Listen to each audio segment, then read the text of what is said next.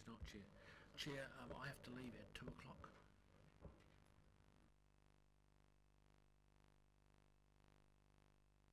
A little bit of both.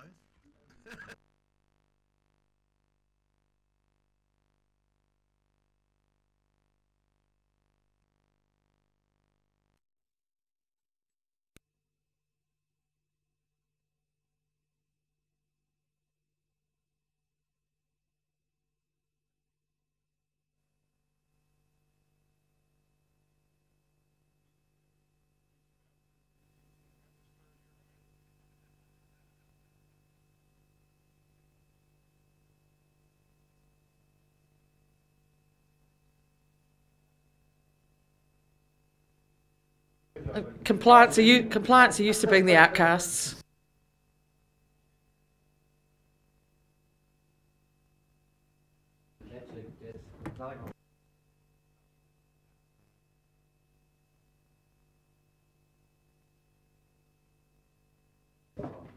Testing, that one work? Yep. Okay, sorry about that. Are there any other notices or apologies to be noted? Hearing none, we'll go to the next item. How about conflicts of interest? Any conflicts of interest? Peter, are you waiting to declare yours when we get to item 8?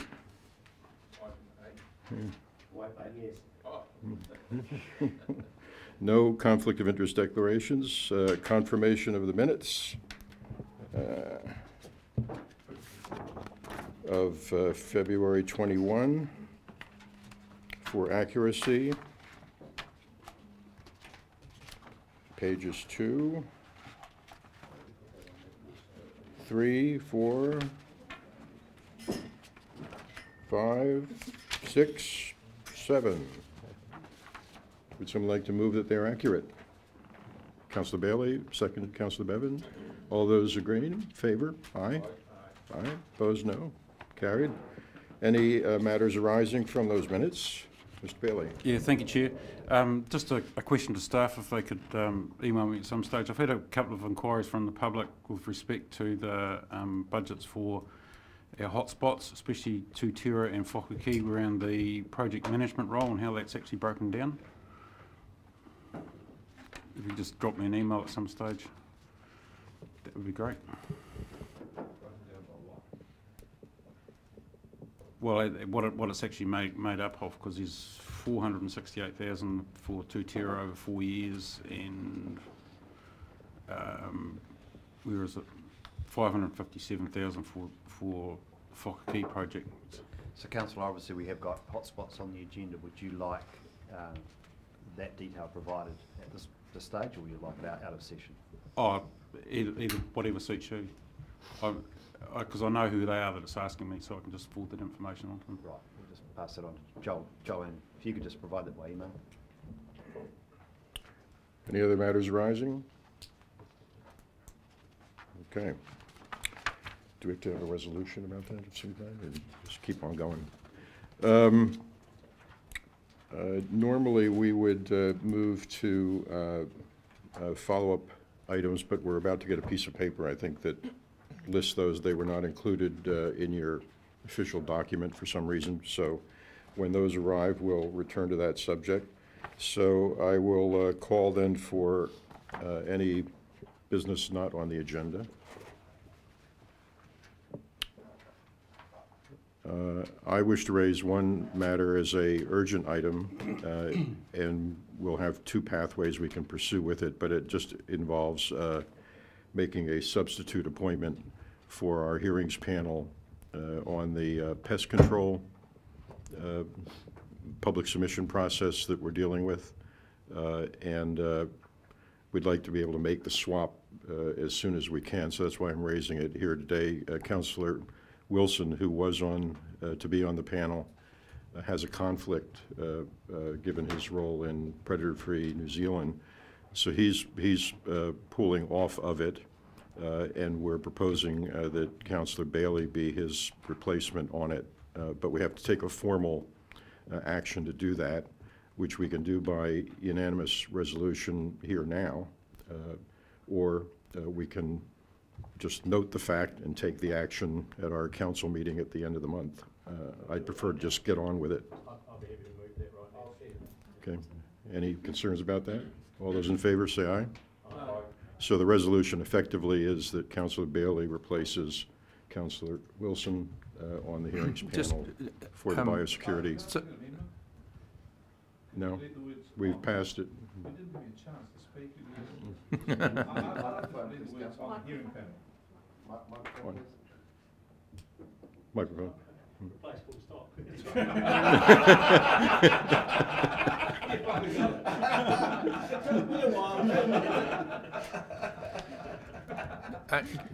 Yes, sir. there was a training session for those people sitting on that panel. That's right, and Councillor Last Bailey week. attended that, I attended that. fine. Okay. Councillor Wilson attended part of it until he discovered he had a conflict.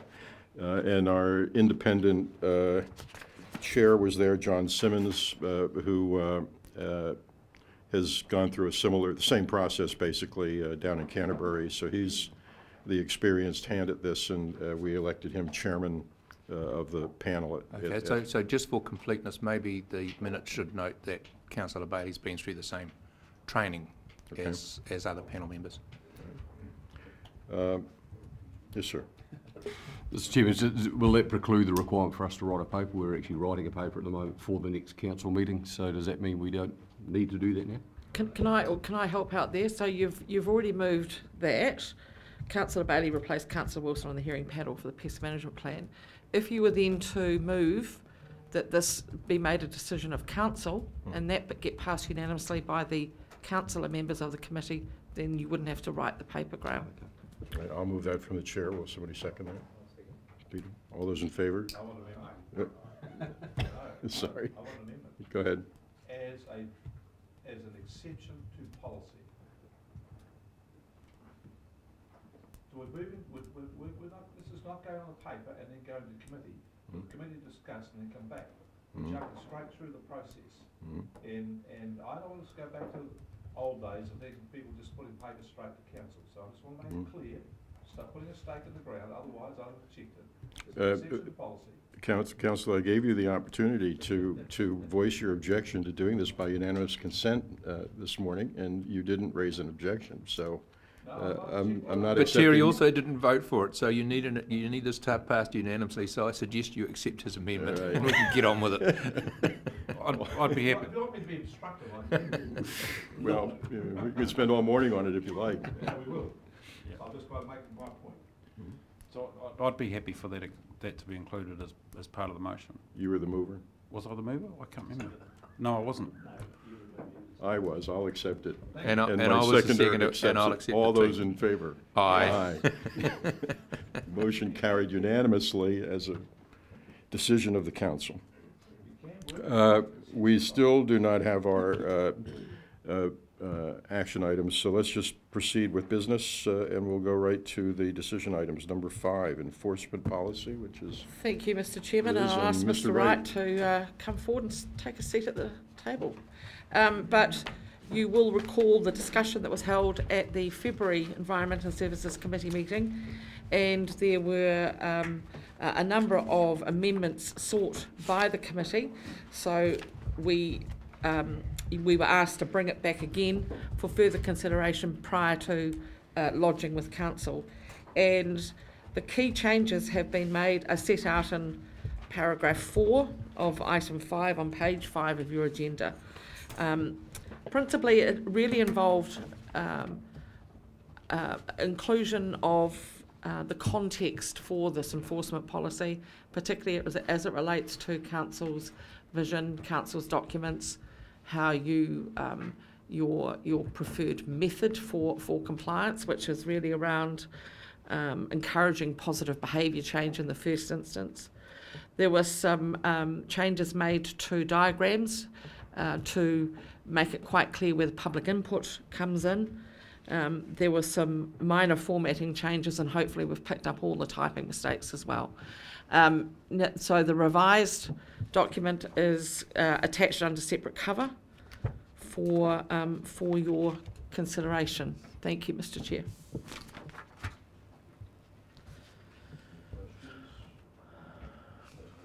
Yeah, thank you, Chair.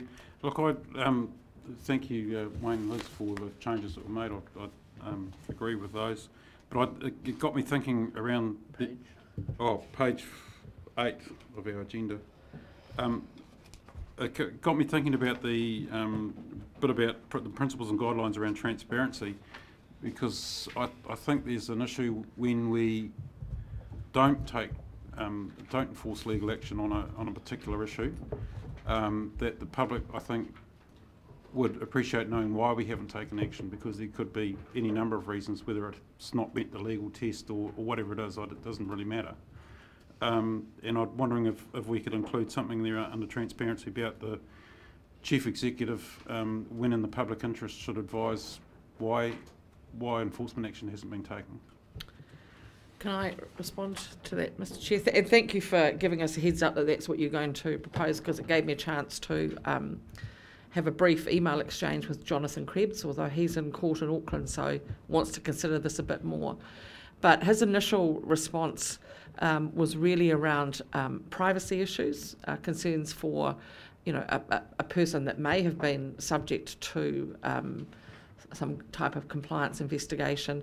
And really there's a differentiation between if we, through an enforcement action, end up either issuing an infringement notice or an abatement notice, then a reason for not going further in prosecution can be legitimately made publicly. But where there's no enforcement action at all being taken against someone, it would be breaching their privacy to actually publish the reasons why. So his initial view was really around, you could discuss the circumstance potentially, or the incident, but not get personal. And in some cases that would be challenging not to identify a particular person. So taken that on board, he's going to come back with some more advice around that, but his initial advice is very cautionary, really, around that. Chair. Could I respond to that and say I agree with that absolutely? If you think about the prosecutorial agencies in New Zealand, police will do thousands of investigations and decide not to prosecute. They never put out a public statement to that effect, for good reason. Customs will do thousands of investigations and never put out a statement that they're not going to prosecute, for very good reasons.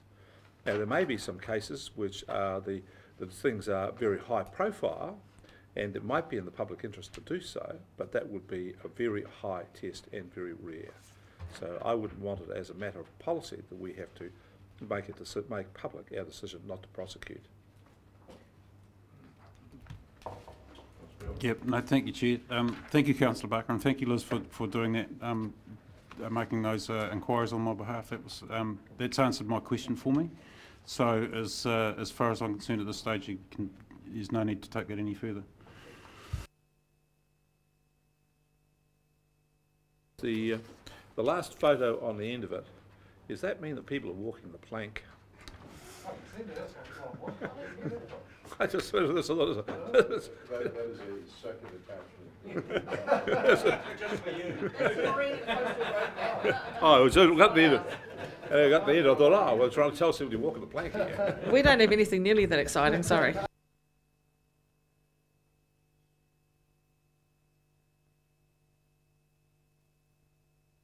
Make the brief comment that I like the additions, and I like the fact that we have, although they're quite small statements, the thing at the beginning here to say about the role is to change behaviour. That's all that really need to be said, in my view. That shifts the way in which the whole document reads. Several other things. I think it's a much better document for it. I don't want to contradict my colleague on that point, but I do want to raise an issue on page 8, page 5 and 8. You can choose your poison, whichever page you want, of the attachment. Yes, the attachment 1, item 5. 8 at the bottom and 5 just above 8. And the separation of politics and execution. I totally appreciate the difference between governance and enforcement and regulatory requirements, but that paragraph the separation of politics and execution on that page says the role of council is of governance. Their vision and council policies are reflected in the RRMP rules and associated plans and strategies. Now, I'm interested to know, given the content of the RRMP, in particular Chapter 4, sorry to belabour this, but that clearly provides an opportunity to be more expansive in the art and skill of affecting behaviour change, particularly in relation to our territorial authorities. This paragraph continues to tell me that governance has no role to play, and I contest that.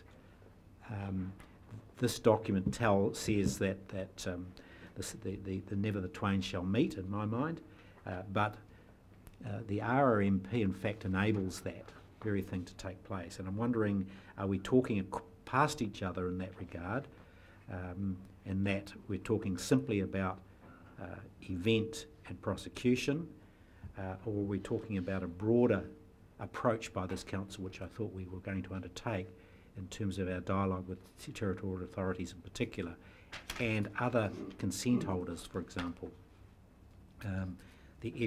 The education element, the involvement of councillors in that, and when that starts and stops, and when the regulatory process commences, which doesn't include councillors. So can that be addressed?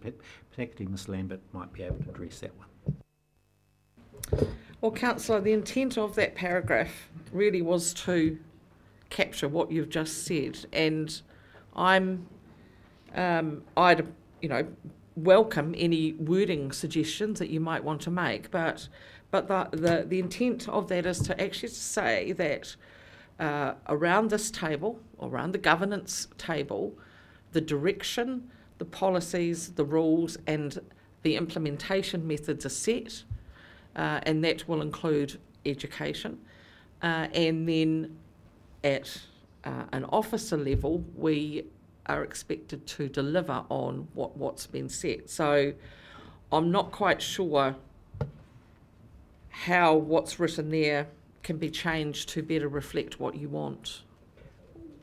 Well, can I pose the example around Napier's wastewater discharges and their infrastructure issues?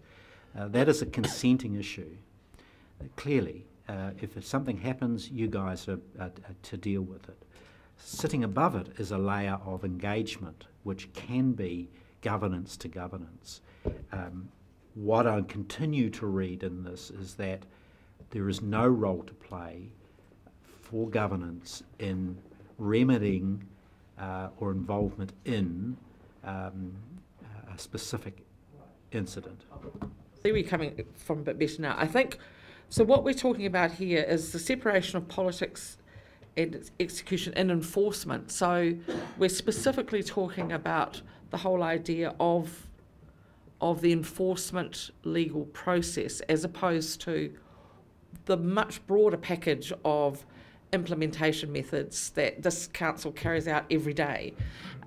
So we probably need to, we could just take out the roles of the elected council. We could say the roles of the elected council and the execution of enforcement action by HBRC are very separate. And I think that would probably make it clear, because I get what you're saying with the regulatory side of things, that includes writing the rules or adopting the rules and things like that. But this is really targeted just at the enforcement. So would that perhaps help with that? That would certainly be clearer for me. Okay. The question there, as well, I thought was trying to be said, is that the regulatory process, the regulations, are determined by the council. That's what I thought the thing was trying to say, that the council sets what the rules are and the regulations, and then the staff enforce them. They are two separate processes. So who, are we now saying, sets the regulatory framework. There's a point missing there with that change. Well, it's the next sentence. It says that the role of council is to develop the RRMP rules and associated plans and strategies that go with it. So the two sentences held together should provide clarity. I think the change we've just made in terms of dropping regulatory in the first sentence. And the environmental officers are responsible for the enforcement of the regulatory functions? Correct. So why do you put enforcement there? Yep. That's what I said. Yep. So if you haven't got, you need the word and the enforcement of the regulatory functions. Yes. Yep. Very fair. Yep. So so one at the governance level, you're responsible for the development of the regulation, and at the officer level, responsible for the enforcement of the regulation. So I think prior to it going back to council, we'll have a little play with that particular paragraph to make sure that that's clearer. Yeah.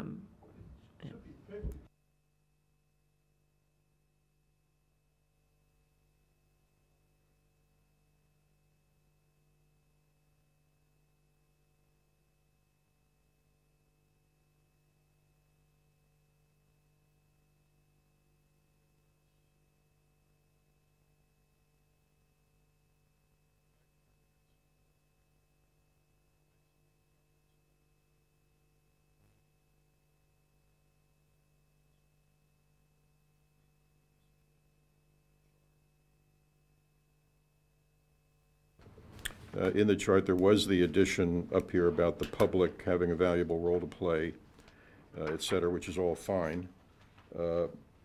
Basically kind of says, call the 800 number if you have a complaint, and that's kind of what you do. But hearkening to the governance role here, we also play a representational role.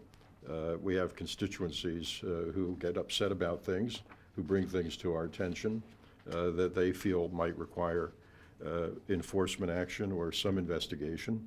And a recent instance of that was someone sending me a set of photographs about concrete dumping into the Clyde River, which I receive and pass along, and we are indeed investigating that matter. But the importance of this, the importance of people feeling like they have that avenue to bring things to this council beyond calling an 800 number.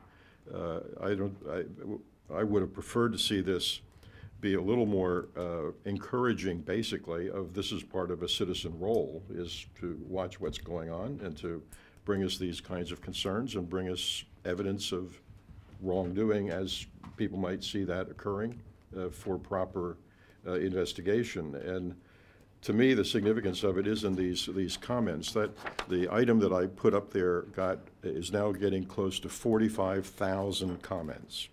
Not comments, I'm sorry, views. 45,000 views. This is just an extract of the comments that people have made about this incident, and I just pulled out the ones that sort of called into question our role in it, good, bad, indifferent. But as you see from these comments, people leap to a set of conclusions. Some of them think it's our truck. Some of them think that, well, it may not be our truck, but this is the same thing we do, et cetera, et cetera. As you can see in these comments, not everybody out there is convinced that we are, holier than thou. And so I would just like to say, I think the importance of having this policy is to help us speak more affirmatively to the community that we're serious about enforcement, and that we welcome we welcome citizens who think they should be playing a watchdog role over this council or any other council for that matter. And anybody who wants to bring me as a councilor a concern like that should absolutely be encouraged to do so. And I don't, so the only thing about this policy that I would still have a reservation about is that it doesn't have that kind of, it doesn't express that kind of attitude. It just sort of assumes that somehow we'll get onto these things. We have a pollution hotline, cool, and that's the sum of it. But in any event, I think we're operating in a arena here where people are quick to jump onto this. We eventually, that blue item is an explanation that our council put on the Facebook page to indicate, yes, indeed, we were, on the case, which is fine. I guess I just want to underscore that these little episodes have a lot to do with what our reputational risk is in the community. This is, as I say, something that 45,000 people are reading about and wondering what, did we do anything? Didn't we do anything? When are we going to do something? Et cetera, et cetera. And so this is not, in my mind, a small matter. So just wanted to add those comments. What do you want to see change, Tom, after all of that? What do you want to see change? Well, I would like, we were sort of belaboring this policy at this point, but I would like to see us say something in this policy that was more invitational to the public to play a role in monitoring our behavior. Simple as that. Well, I saw this as quite a different document, actually. I think everything has two dimensions. And I saw this document as being the dimension which was within this council. So when it gets, people make complaints, this is how we handle them, this is our framework, this is where we respond to them. What you're talking about is the other dimension, which is out there in the community, and how they engage with it. So if you want Correct. A policy of engaging the public to invite them to become environmental vigilantes and to be guardians of the environment and to ring the 0800 Hawke's Bay Regional Council every time they see something, well, that's a different thing.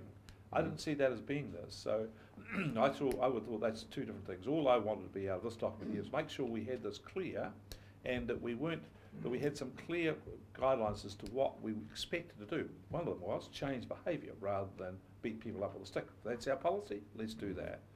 And then how we engage with the community, you're quite right. But that's, I think, another step, and I think that's something we should consider, how we do that. I accept that point, and I think that what I would ask the staff to do is to consider in our various, maybe our regular publication, at some point we ought to indicate we have this policy, we have we are welcoming of public participation. You call it vigilante, that has a sort of a negative connotation to it, but if that's the term, fine. I want people to be vigilant. Yeah. And if that means they're vigilantes, so be it. So I would like to see the council somewhere go on record to its public saying that we welcome this kind of input. That's all.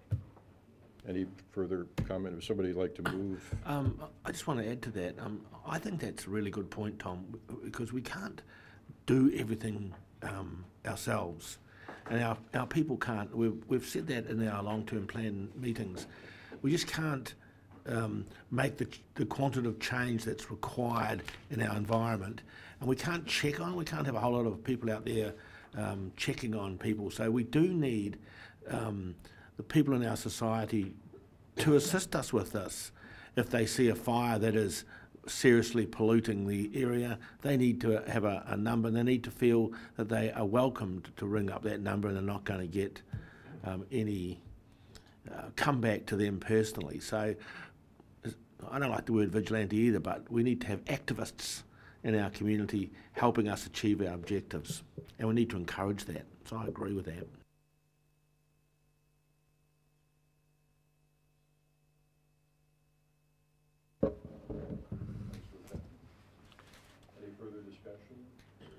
I'd just like to make a couple of points. I think it's a good thing that we've got a policy which is clear, and I think that we've got the right balance on this. And I'd like to pick up the point that you made, Tom, and it's one I support, but for probably a different reason than you would think. We have two forms of law in New Zealand, a common law and a statute law. Common law has its origins of being the law of the land, what the people's law was. People understood what the law was, and it was the common law. That's its origin, the law of the land. Statute law is written in black ink and is brought down by Parliament and brought down, in this case, very often by this council. We write the law. It's not necessarily the people's law. So what Tom was articulating is, in actual fact, a return to common law, whereas the people's law, the people understand what the law is, support it and enforce it. And I agree with that. But the point I'd make to you here for this council is that when the entities have gone out and encouraged people to report things, for example, one of the classic was about the beginning of stopping domestic violence, the 0800 number melted down. And in the end, they could not get the resources to actually continue with the campaign. They did not fund it, so it had to stop. So if we are going to go out there and build a campaign to get people to take active support in the environment and to say that we want the things to be right, as Councillor Graham has said and you have said, Chair, then you need to appreciate you're going to have to put a lot of resources into it, so when people do raise their issues, we are able to move in a fast and expeditious manner. And that will require a lot of thinking and a lot of work before you do it. So that's my cautionary tale. Great idea, support it 100%, but you're going to have to back it up with some substantial investments if that's what we want to do. And that's, I would support that as well. So a really good start.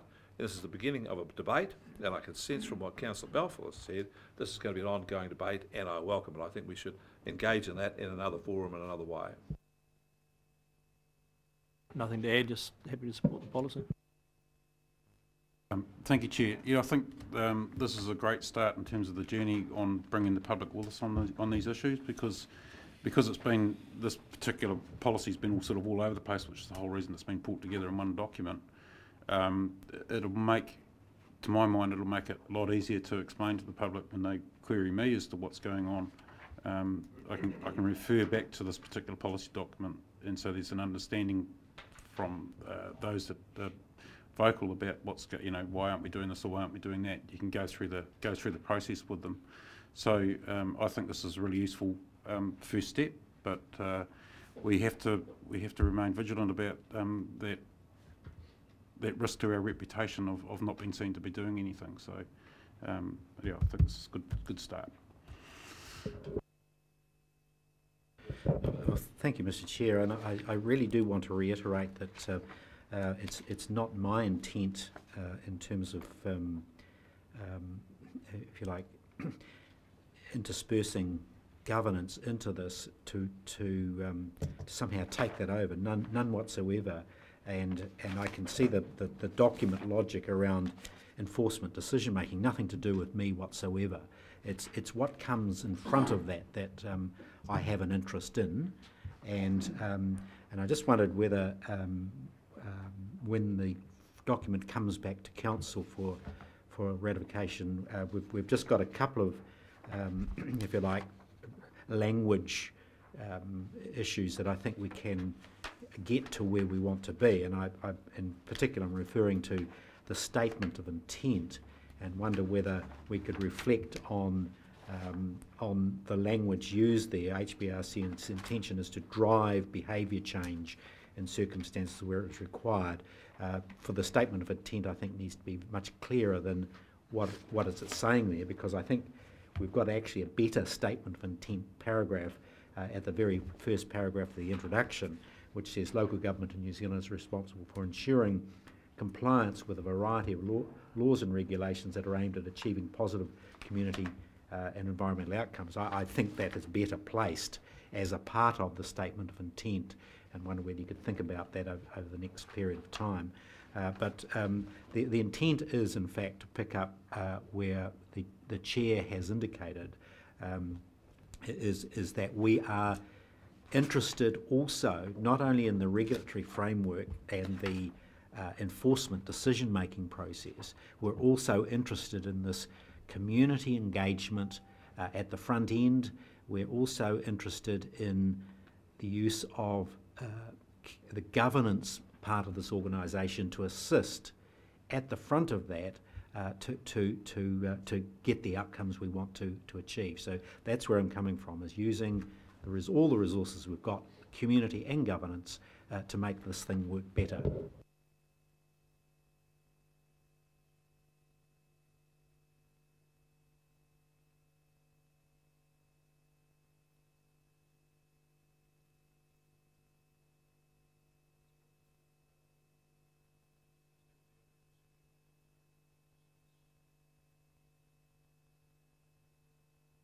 Chair.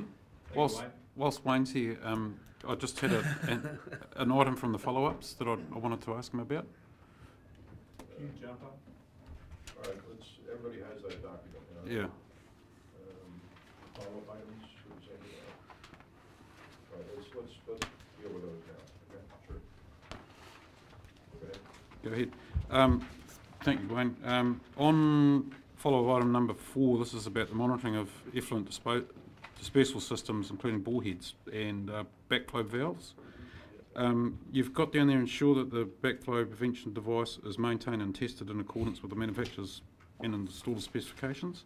Can you just let me advise me how you actually ensure that it's been maintained, apart from obviously checking that some maintainers been out or some contractor's been out? Yeah, exactly what you said. The way that we do check that, we check their records to see that it has been maintained or serviced by a proper company, i.e. not you haven't got the farmhand to have a look at it and give it a bit of a kick. It's been done properly, and we request that at the time of the inspection. And I think you'll find that I'm not sure how clear it was in what I'd written or what you've written there. We have introduced that into the consents, and we'll be introducing into the more consents to come on, so that gives it a bit more rigour. Yep. So that is the way we monitor on the ground.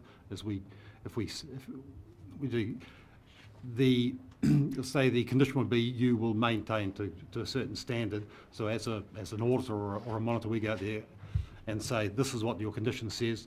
Demonstrate to me how you do that. And so they demonstrate. So they provide the proof and by way of the the records or their diaries and bits and pieces, and that's how we assess it. Okay. Do you have a sense of or have a list of qualified people or qualified contractors who are able to do that sort of?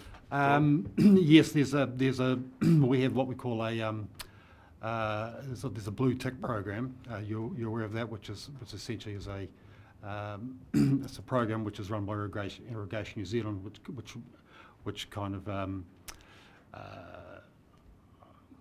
gives a tick to fit in proper organisations or companies which do certain things, and we lean towards them and say, if you can engage a blue tick person, then we're fine with that assessment. Okay, no, thank you for that one. That gives me a lot more confidence. Thank you.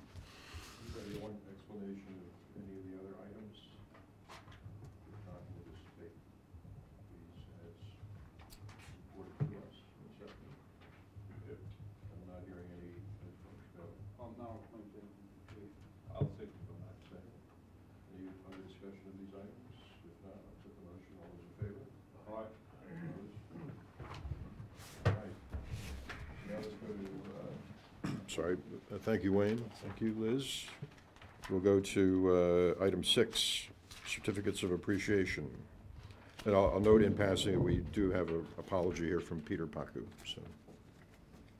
Thank you, Chair. So look, this is following on from the request on the 21st of February that staff bring back a proposal for recognising good works in the region by way of a certificate of appreciation or the like. We have done this on an ad hoc basis previously. So we've looked at practice nationally on this and determined that no other regional council other than the Taranaki Regional Council undertakes any dedicated process in this regard. And we do have a number of initiatives that recognise good environmental activities and performance in the region that we are associated with. The Taranaki model is a fairly formal one. They work with a range of private sector companies that sponsor various awards. They have an awards night. They provide monetary prizes to award winners and make a reasonably big deal about it. If we were to do so, we would need to consider dedicated resourcing. Undertaking such an exercise is not necessarily cheap, and certainly would need to be adequately resourced by council to be successful on an ongoing basis. And so we have presented a sort of a middle option to you here, which doesn't involve such cost and exercise, minimises the extent to which we would be overlapping with existing initiatives such as the Balanced Farm Environment Awards, and just to run a process whereby councillors on a perhaps twice yearly basis bring to the table nominees for certificates of appreciation. This wouldn't therefore require any judging process whereby different projects or activities would need to be compared against each other. Essentially, a certificate would be issued to everybody who is being recognised. It's a relatively low-cost initiative, and councillors themselves would effectively be the judges of what's worthy to bring to the table. So it's a low-cost way of recognising good works in the region without having to go to any great additional expense and process. So that's what's proposed here, and we just welcome feedback from councillors. Councillor Dick. Mr. Chairman, I think it's a very good idea, and the territorials, or the major ones, have operated award programs for contribution to community service for a long time, and it's something that's really appreciated by the recipients. So I definitely think we should do it. I'm just wondering though, 4.1, the title of that category in Te Reo, whereas the rest of them are in English, does that not potentially pose problems of confusion? Should it not be either one or the other as the head title with a subtitle? Councillor, you're quite correct. I think it should be. Look, these were copied, if you like, as I understand it, from Taranaki Regional Council, so I couldn't explain to you why there's not a Māori version for each of the other three. But look, if we do proceed with these categories, then I would certainly agree that we should dual title them, if you like, for all three. Okay, Brian, do you think? Councillor Barker. Part of the reason for me raising this some time ago was I thought we could have a slightly less formal process, and one of the things that came to my mind was we have an issue with zinc roofs running off into the Ahuriri estuary. I was hopeful that one day we would just, without regulating, just say we'd like this tidied up and invite the owners of these properties with zinc roofs to paint them, stop it.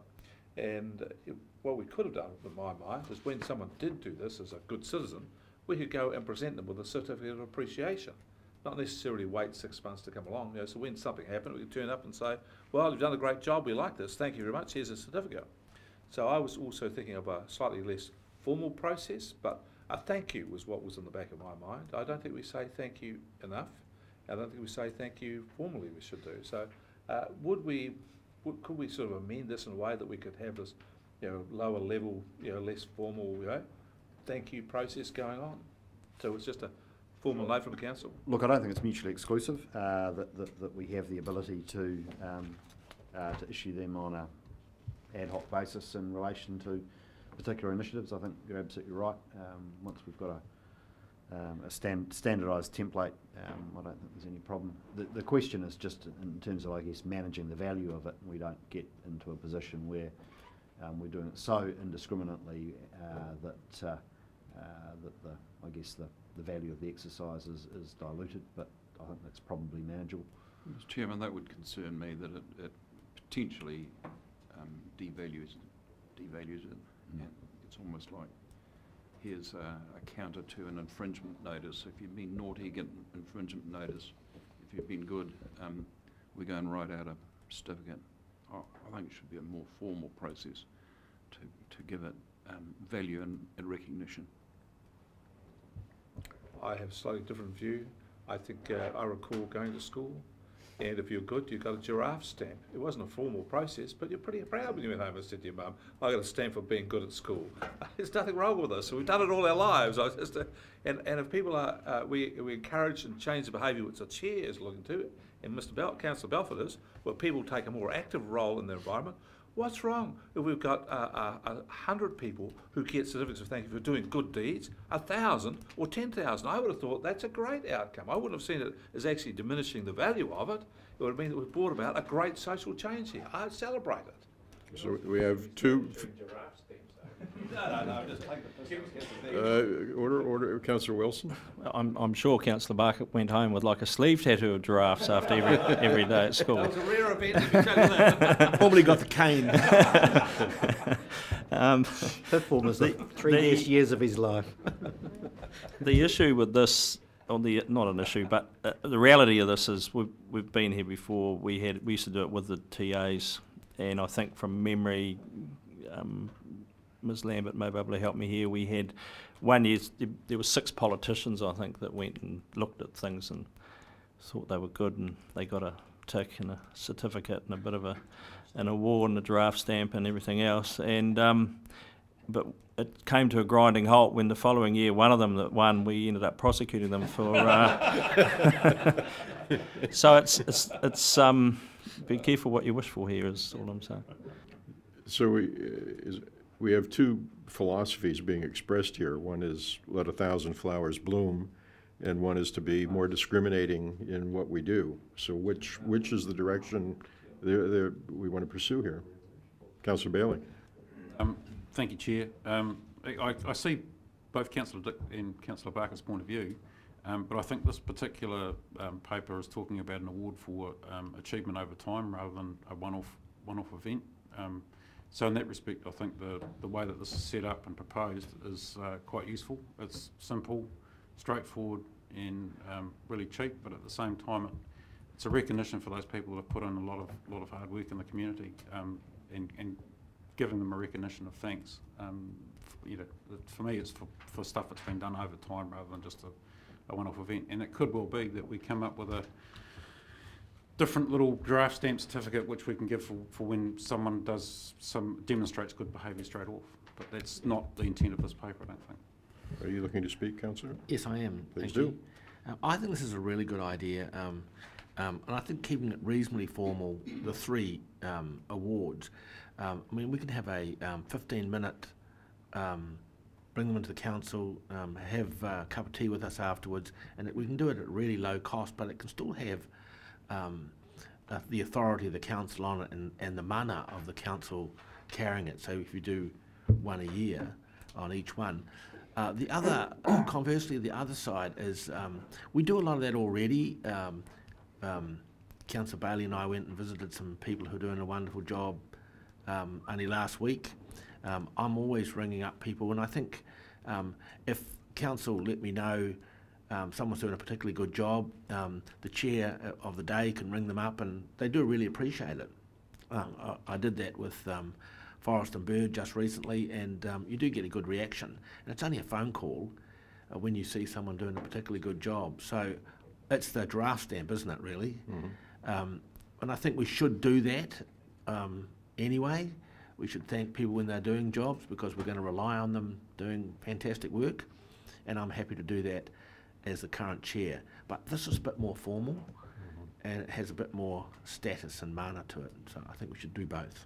So it seems to me that any policy, if we adopt this policy, there's no way we are going to put a check on our chairman applauding folks as he sees fit, or we bring ideas to him about that.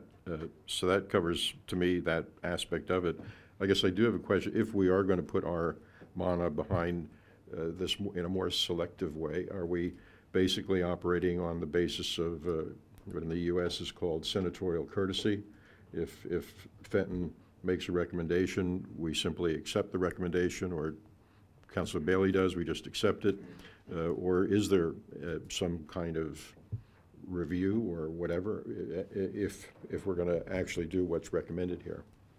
Well, Mr. Chair, I don't think there's any choice but to do it if a councillor nominates, that person gets, because otherwise you're going to have a discussion about it and a vote or make a decision, and that defeats the purpose. Yeah. Mm-hmm. Can I put forward a contrary view? I'm being a contrarian today. I'm sorry, but it seems I've cast this on. I think there should be a list that goes to council for them to decide, because we did have someone here in this area, Michael Laws, dare I bring his thing back, but he nominated everybody for everything. And in his election, he nominated everybody for everything. And sorry? Yeah, but anyway, the point is that if it's just, as said, the council has the right and no one can take them off, you'll have some who will nominate, a few or none, and you might have someone who puts in hundreds of them, just because they want the status of, it comes in a political process for them. So, I'm hoping he is. I'd like him to be. But so I would just think that there is needs to be a process, a vetting process. But of course, if someone turns up and says, I want this sort of thing, councillors are going to say yes. But if they turn up with hundreds of them, councillors, I think, have the right to say, well, that's a step too far. So I just think you need to have a moderating process here. Mr. Chairman, could I perhaps help here? So what I suggest we do is that we'll call for nominations via email from councillors. Once they're all compiled, we'll prepare a draft paper for council consideration. We'll circulate that in advance, and if there is any vetting that councillors want, then we can deal with that offline. So by the time the paper arrives, it has been essentially signed off by councillors, so we don't need to have any unseemly discussion at this table. Is everybody happy with that? You're moving the recommendation, or is a seconder? Councillor Barker? Mr. Chairman, I think the recommendation should include that the category titles be reviewed before council. Accept that, okay. Can Dual language. I Everybody's was cool just with going that? to support that with Ellen, because the way it reads here suggests that Maori only involved in the one category Correct. Yeah, rather okay. than Yep. rather than the three. Okay. We're all agreed to that? I think we voted. Everybody accept that, right? Accept that. Haven't had the move to speech. Mr. Would you like to? Haven't been able to get the opportunity for a right reply. Yes. It's an excellent idea. Thank you. The seconder? I agree with the chair. Anyone opposed? All those in favor, say aye. Aye. Approved. Thank you. All right.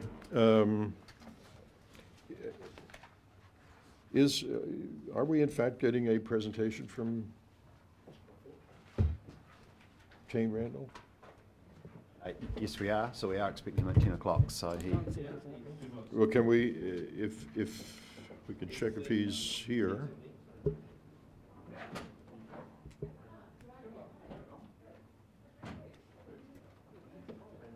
Sounds like, there we are, okay. You're immediately on the spot, Taine.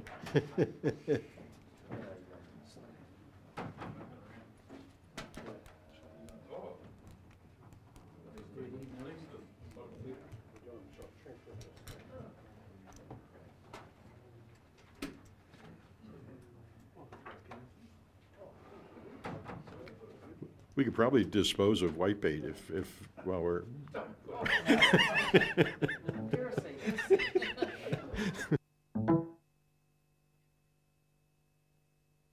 He did ask for an hour, actually. Yes.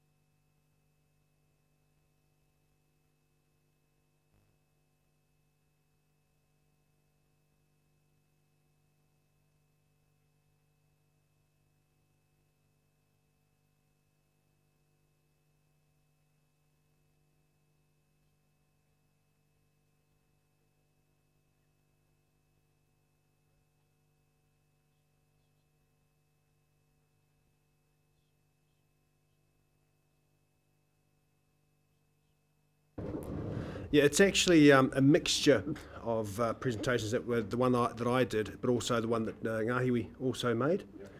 And we thought, rather than the one I did was got quite technical in nature, I thought this one here be more of a combination, giving an overview more so of where the iwi's at, without making any assumptions on where the regional council is at with what you're up to.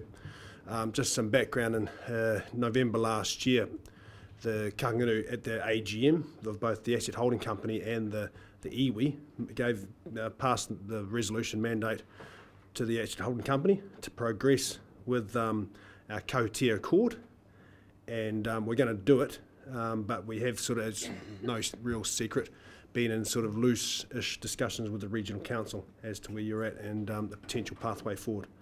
So I've sort of, it's a bit of a combination and an update where we're at, and hopefully give you some insight on what the potential is going forward. How does that sound? Okay, hopefully I got the right presentation in saying that. What I thought I'd do, maybe as an agenda, just give a very brief background on the Kahungunu Asset Holding Company, which I sit as a director. Might even delve into Ngāti Kahungunu Iwi Incorporated. Talk about climate change, which is why we're sort of, this whole Kautia Accord has come about. Talk about the Kautia Accord and just finish off talking about a couple of specific opportunities which might give you some insight as to where we're going, and with your brains you'll understand probably the better opportunities. So for a start, the Kahungunu Asset Holding Company, we started in 2007. The Kahungunu Asset Holding Company is wholly owned by Ngāti Kahungunu Iwi Incorporated, which is the iwi which stretches from Mahia down to Cape Palliser. And in 2007, the iwi received its share of the fisheries settlement that was done. What they call the Sea Lord settlement. And so assets of around $27 million, a turnover of $1.2 million. And to where we are now, that's a very quick snapshot of where we were a month ago. Essentially, we've got quota holdings, which we lease crayfish, deep water and inshore with Hawke's Bay Seafoods. We've got shares in a number of companies. Fjord and Lobster Company is a big one down south, but it operates as the biggest crayfish company in Australasia with a third biggest shareholder. And we've got shares in Aotearoa Fisheries Limited, which is Moana Pacific or Sea Lords. They own 50% of Sea Lords. And as of last week, we're a 40% shareholder of a company called Animated Research Limited, which is Ian Taylor's company, which they do all the yachting and all that sort of stuff. We've got some commercial property in East Tamaki in Auckland, which is pretty good, and we're into farming as well. So that's our hard assets. We have some softer assets around that. Our assets are valued. Being Māori, we don't like to spend money on pointless valuations. But if we were to get it valued, we think we'd be in the vicinity of $120 to $130 million. So things have gone well for us. Annual income between $4 and $5 million. Questions on the asset holding company? It'll be this company which does our. So what we do, being a fishing company, there was an itch from the iwi to own land, and so what we did in 2013, we bought a property called Taine Station, which was socially, from a cultural, from a political perspective, a stunning property for our iwi. And so we purchased that. We're halfway through a lease with Taratahi. They're a big educational provider down in Marston, 600 students, full-time students. But what we're actually we're hoping to do in July of this year, cancel that lease, we'll be going into a JV with Taratahi to farm not only Taine Station, but taking a couple of lease blocks over in Wairoa to go basically breeding, finishing, and to leverage off our market access, which we have in our fisheries experience, to do the whole value chain. That's where it is at the moment. Excuse me, Taine, just in regard to the holding company, you're suggesting that the asset worth 120 to 150 mil? Of this company here? Yes. So market valuation between 120 to 130. Sure. And is that a net asset? Just a broad, what's the extent of borrowing? I think we've got about $9 million worth of debt and $10.2 million worth of cash in the bank. Bit lazy, but that's just how we roll. So it'll be this entity which enters on behalf of the Ngāti Kahungunu Iwi in terms of a Kautia Accord. So, going before anything, this is some good Hawke's Bay Regional Council data, which I'm sure you've all seen. It's a settlement yield map, which shows best case on the light green, 0 to 250 tonne of sediment going to our waterways each year. And the worst stuff, the purple stuff up Fenton's Way, where it's in excess of 1,250 tonne of sediment per square kilometre going to our waterways each year. Yeah. That's the background. In terms of how it all started, the iwi's always had environmental bent, as you guys. But what got things really kicking along was good old Shane Jones when he announced in Wairoa his program for 1 billion trees and $1 billion regional economic development fund. And while some people thought, it's just jobs and whatever else for the regions, understanding the carbon market gives some context as to why they've mapped it out like they have. 1 billion trees, while it's about jobs and timber, the main reason was an agreement signed in 2015, ratified in New Zealand, called the Paris Agreement, climate change. To give some broader context and some history, the global carbon market started in 2008 in New Zealand, but that dated back to 30 years ago to what was called the Kyoto Protocol. In 1997, the 192 countries at the time was the biggest international agreement, where the world was divided up into two types of countries. They call the Category A countries, 40 countries, like New Zealand, the developed ones, Japan, Australia, and so on. We got given compulsory targets, and the rest were those compulsory targets. So New Zealand's targets were to keep our emissions between 2008 to 2012 the same as what they were in 1990.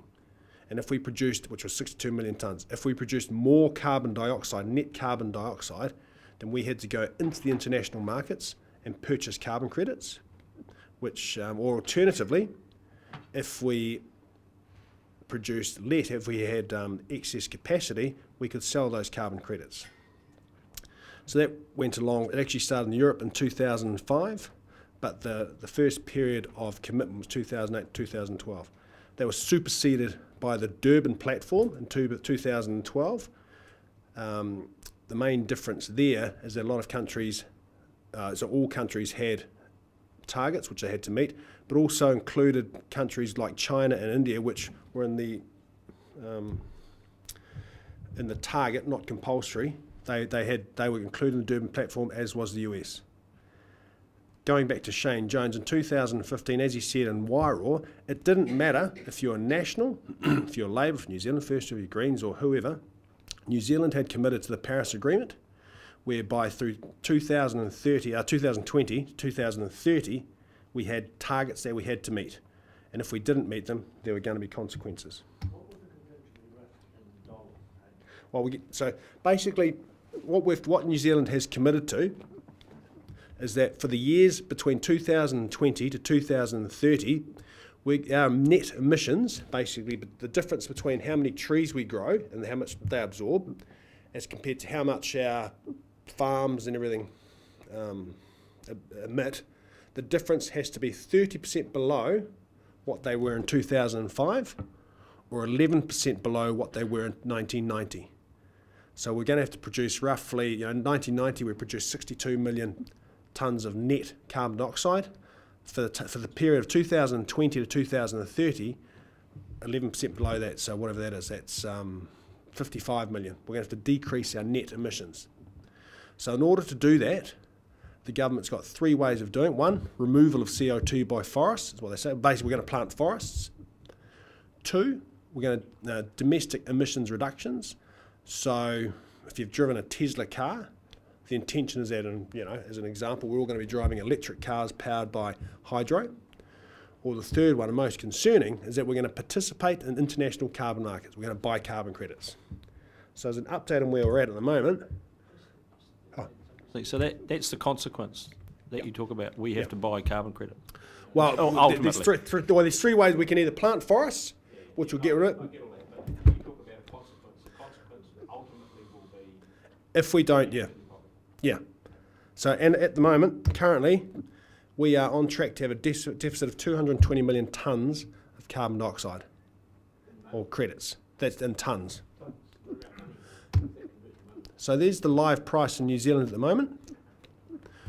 There's a history from when our actual trading market started in New Zealand in 2010. We had a bit of growth at the start, but then when the GFC occurred, the market crashed to down.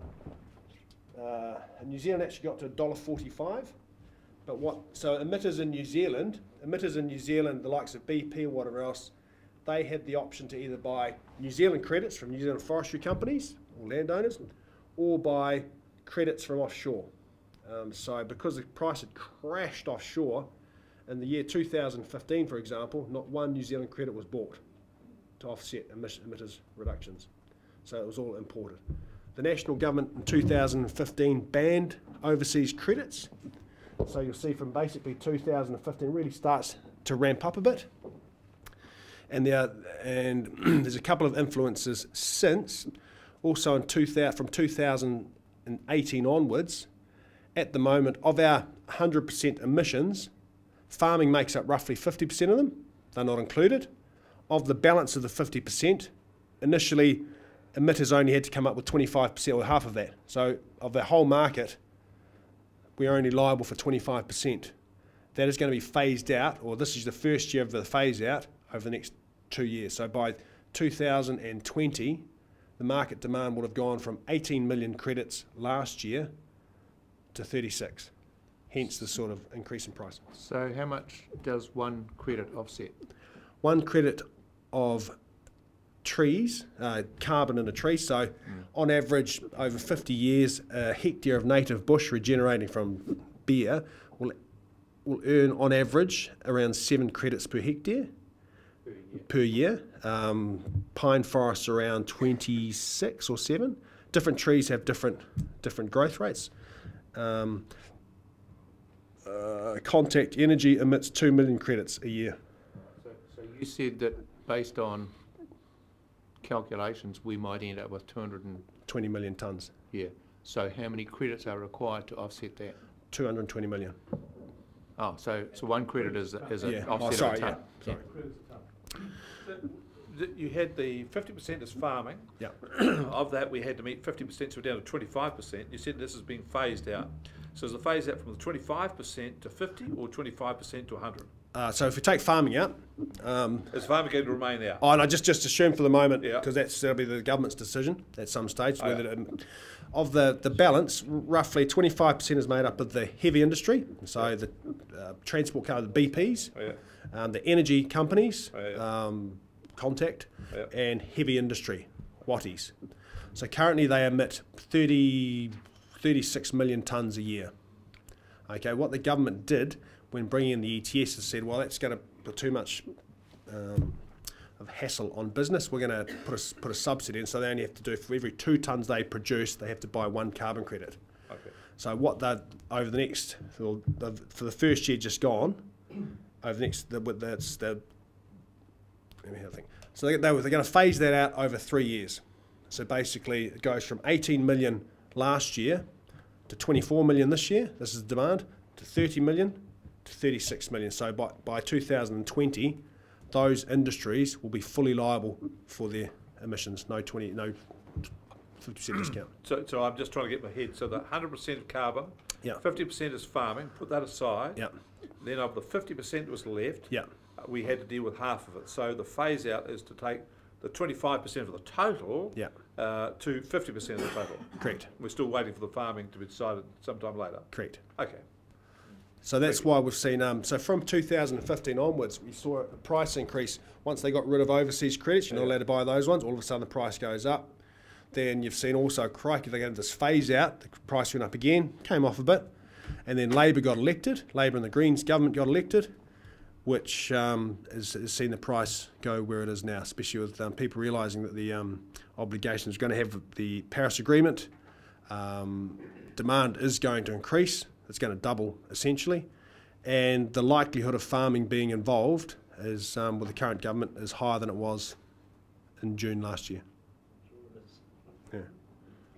Anyway, so that's where the market is. As you can see, these are all live prices, by the way. If you wanted to go and buy or sell credits now, you can do that. As James knows, we've got buyers out there who are willing to buy and put in fixed prices out till 2030. So, you know, the whole discussion over whether it's a Ponzi scheme or blah blah blah, it's not going to last. That's in my opinion anyway. That's finished. We've had our market going since 2010. It's been going in Europe since 2005. It's growing. You know, it is what it is. So the line there that is April 2050 is basically a futures. Yeah. So, for example, if you were Contact Energy and you thought, crikey, we just don't know what, I mean, if farming comes in, there's going to be huge demand for these things or whatever else, or what, you know, you can go and buy.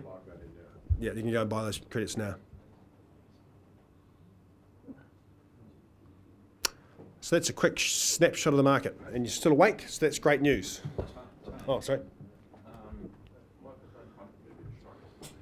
I know it wouldn't be a big issue in New Zealand, but internationally, the military forces of the world, are they recognised as emitters? I wouldn't have a clue. I suspect they would be very big emitters. So each country was given its broad targets. So in New Zealand, you get your emissions 30% below what happened in 2005. Don't care. Design your own. Have an ETS. Don't have an ETS. We don't care. This is a UN sort of thing. Do it however you do it, but ultimately you're responsible for getting your emissions down there. So, for example, in Australia, they don't really have a trading system. They have a tax. Other countries have taxes. The EU has 27 countries in their trading scheme. Each country pretty much manages their own emissions. This is the way we've chosen to do ours. So in the New Zealand context, the New Zealand Defence Forces fuel is all bought from companies such as BP, Shell, etc., who have an obligation, and so therefore the emissions cost is factored into their fuel bill. Are you guys owners in that dump, or is that Hastings and Napier? Hastings and Napier. Oh, okay. Just on that, so it's quite crucial to get a good, solid company, you know, for regional council going forward to buy our credits.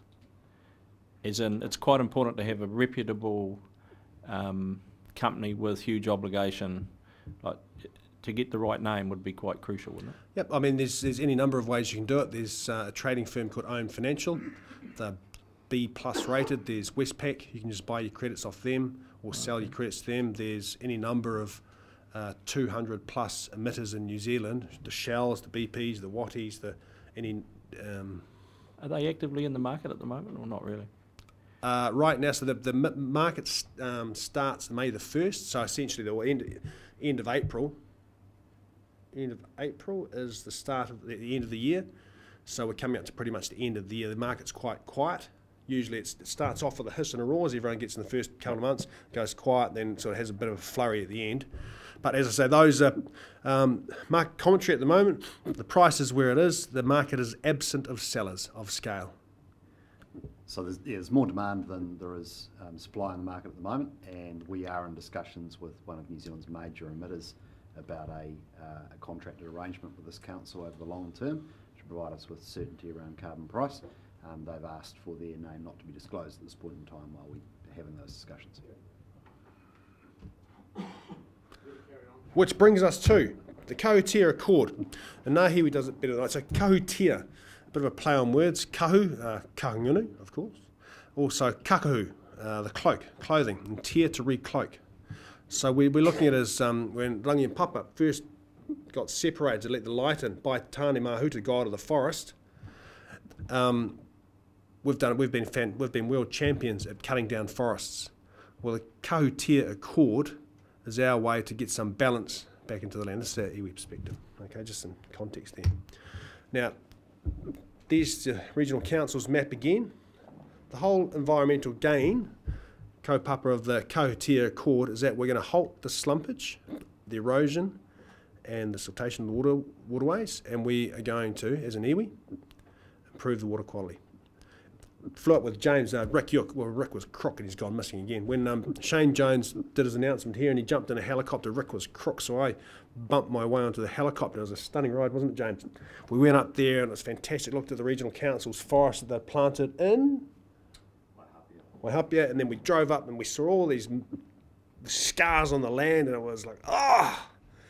We did a presentation there. Shane announced his 1 billion trees. We got on the helicopter again, drove back. Beautiful Hawke's Bay day, just stunning as we drove along. Flew along the coast, and we the newly appointed Ministry of Fisheries, Stuart Nash, was going, "This is awesome." Just like Bermuda, the water's that sort of translucenty, bluey, whitey sort of colour. That conversation stopped when it was pointed out to him that that's actually silt. And what that is, it's a dead zone for fisheries. So as the Ministry of Fisheries, he didn't go down very well. But also it was quite interesting as a Kahungunu Asset Holding Company, seeing for myself that that's our commercial asset. So environmental, yes, but the reason we're involved as an asset holding company is for us also it is commercial. The project at a very high level, Ngāti Kahungunu, we are ambitiously aiming to plant by ourselves, if needs be, 100,000 hectares of forestry over the next 10 to 20 years. Aspirationally, Ngāti Kahungunu and the Regional Council could target the 250,000 hectares that you guys have identified, all that purple stuff and other stuff that we can plant between us. We've got the land earmarked, and we have the financial commercial model around the project. There's been a bit of a hiss and a roar, but basically what Ngahiwi said to Shane that day, and it's been reiterated, is that we can contribute money. Being a former member of HBRC, I know that Regional Council can contribute some money, and the government's waiting for us to make a formal approach to match, and of which they can match. It's been interesting down in the office, billion trees, $1 billion. The queues of consultants is from Wellington to Waipukaro. In terms of people coming out with forestry money, no one's coming out with anything yet, because the main thing is, while everyone's got a model about growing trees and planting trees and getting carbon credits, getting the money, no one's got the land. That's where we see our difference, is our competitive advantage. So what is the firmness of the concreteness of land earmarked? Well, you've identified it, and I'll come to that soon. But basically, anyway, from a high level, we've got a model based on actuals as well as models. We've got experience with credits that we deal with landowners with. We've got a model that works for landowners, which we think will increase the return they're currently getting on land, which is slipping into the rivers. We've got a model which will deliver to the investor, with my Kahungunu hat on, an acceptable return to us, that we, in our statement of intent, we have to maximise commercial return. We believe we've got a model that meets that. And from an iwi perspective, we believe the environmental impacts will be immediate. I mean, you were saying Māori land and land box here, but for farmers and fishing companies. What I'm asking really, there seems to be a lot of speculation as to whether the land is actually out there to do this on. Yep. And you say we have land earmarked. Yep. What's the firmness of that commitment? Okay, so no commitment at all. But what our discussions have been, and when we have talked about staging this to get 250,000 hectares of land in the Hawke's Bay region, which is in purple and whatever else, that's going to take 20 years realistically to plant. We would imagine that we have, if we had the trees, we could probably do 1,500 hectares this year. We've got that land earmarked, land we own. This is just very little groups. Basically, our Kahungunu Asset Holding Company of directors there, of leverage we have in farm blocks that we're also trustees or directors of, that land would be plantable, including Taitani Station, which we'd probably look at around planting 300 hectares on that. What's that, sorry? Well, I'd like to, but I think the further north in this region you go, I think they tie them up and feed them, don't they? That's a bit sneaky, but feed them seedlings. Yeah. Just a question. This is all great. Have you spoken to AFCO about the impacts of this? No, and I haven't got, but basically, I'll talk about their model later, Fenton. Our model's not predicated on planting the whole industry in pine. Definitely not that at all. But I'll talk about that later if that's all right. Any other questions for that? About our high-end aspirations? So this is our model. We're looking at a 50% native planting, 25% sort of harvestable crop. So depending on land contour, access to the port and all that sort of stuff. 25% longer term redwoody type trees which keep earning carbon for a long time, and well, at the same time there's a bit of a hedge if you want to harvest them. Oh, sorry, I'll go back. It's interesting some of the data that the regional council's got, because you've also got, as well as pine, you've also got a whole lot of other exotic species, James, in your 750 odd hectares that you own. You also got 150 hectares of native manuka, which is planted in Tūtera. We've based our model on the MPI tables, which gives pine's fine, they've got a lot of information on that. They haven't really got a great deal on the exotic sort of macrocarpa or whatever else. And they've got stuff all about natives. And from the data you've got, it would appear that natives are about 3 times what MPI is allowing for in growth. So, That's a good thing? No, it's a great thing. Anyway, it's something else great thing. Prefix there with a better word. The relationships would look to leverage in order to make this happen. Obviously, iwi, our local hapu settlement groups, local government like yours truly, central government could well play a big part in this if they weren't going to get in the way. But at the same time, we're quite realistic that commercially this is a goer by itself. We don't need them. Nice to have, but if not, then no problems. We're going to need significant increase in education providers. The labour is just not there. The technical stuff is just not there. We, with our relationship with Taratahi, they're waiting to pull the button on rolling out a sort of enhanced educational project for the forestry. NGOs, we've got a heap of these ringing us with the splash that's been made in the local newspapers. NGOs like the ones that James talking about. Just it would be far cheaper and far less risky for an emitter like Genesis or Contact or in New Zealand to do a deal with the landowner than having to go and buy carbon credits in the market. The biggest risk is that, the biggest risk is the price of these credits could equal what it is overseas. That's the biggest risk for them. And the relationship we really have to leverage the most, which we believe we can do, is with landowners. As I say, this massive line of consultants from Wellington and beyond, they've all got great plans, they've all got the forest, they've all got a bit of data on how to grow trees, they've all got the models, they've got the financing, they don't have the land. That's the crucial one.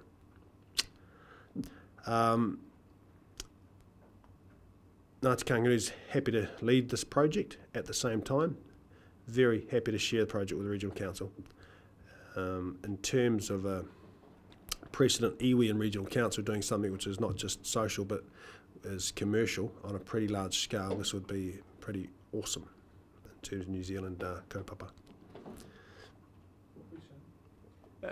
With Ngāti Kahungunu iwi incorporated in the council, where do you see the PSGEs sitting in this framework? Are they? Do you want my nice opinion or a real opinion? No, I want your I want your unvarnished opinion. Well, it's quite interesting. So most so what would they offer? They'd certainly offer money, potentially.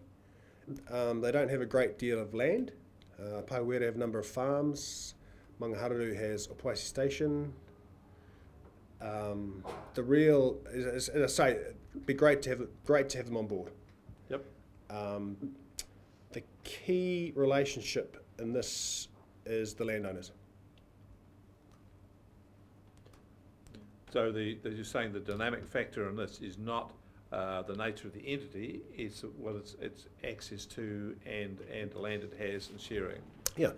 And you would see that the Ngāti Kahungunu Iwi Incorporated and its hapus that way has greater access to land to bring this than the PSGEs, which are essentially have cash from the settlement and a few other things. You don't see them as well, the dynamic. Yeah.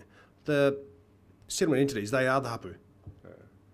So, as I say, his history of Māori settlements, it takes between 5 to 10 years to really get going. Sure. Mangaharuru's done, Pahuera's done, Tato, which is Wairoa, has not been completed yet. He Toa Takatini has not been completed. Ahuriri's not been completed. It would be fantastic, I think, to have their political support. I think from a logistical, actual reality perspective, they'll be some way off. Okay, thank you.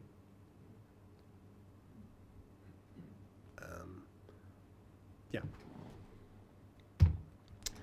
Social impacts, I'm not very good at this sort of stuff, but we'll definitely need nurseries. I think the Waimarama nursery, the Whakaki native nursery, does about 25 to 50,000 plants a year. Not that many. So we reckon this, for 15 years, if you're to do it in 15 years, you need 6.5 million plants a year for 15 years. There needs to be massive uplift in nursery development, pest control, silviculture, all that sort of stuff. There's, we estimated, it was slightly more than that, but we reckon it's 1,000 jobs a year for 10 years, and these would be relatively permanent ones. That's just with natives? No, natives, redwoods, the other exotics, the macrocarpus or Douglas firs, the pines. How's it looking pine-wise? Pines, I think we're very good at growing pines in New Zealand. I don't suspect that there'd be too much hassle to really increase that infrastructure to get that going pretty quickly. The other varieties, which makes up sort of 75% of what we're planning, is going to take a lot longer.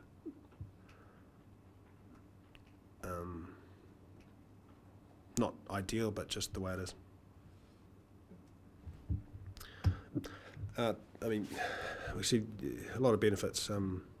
Infrastructure is going to increase. There'll be a big, obviously, mainly infrastructure and employment benefits. And the biggest benefit will help basically the government out of their little sticky situation they've got with their carbon deficit.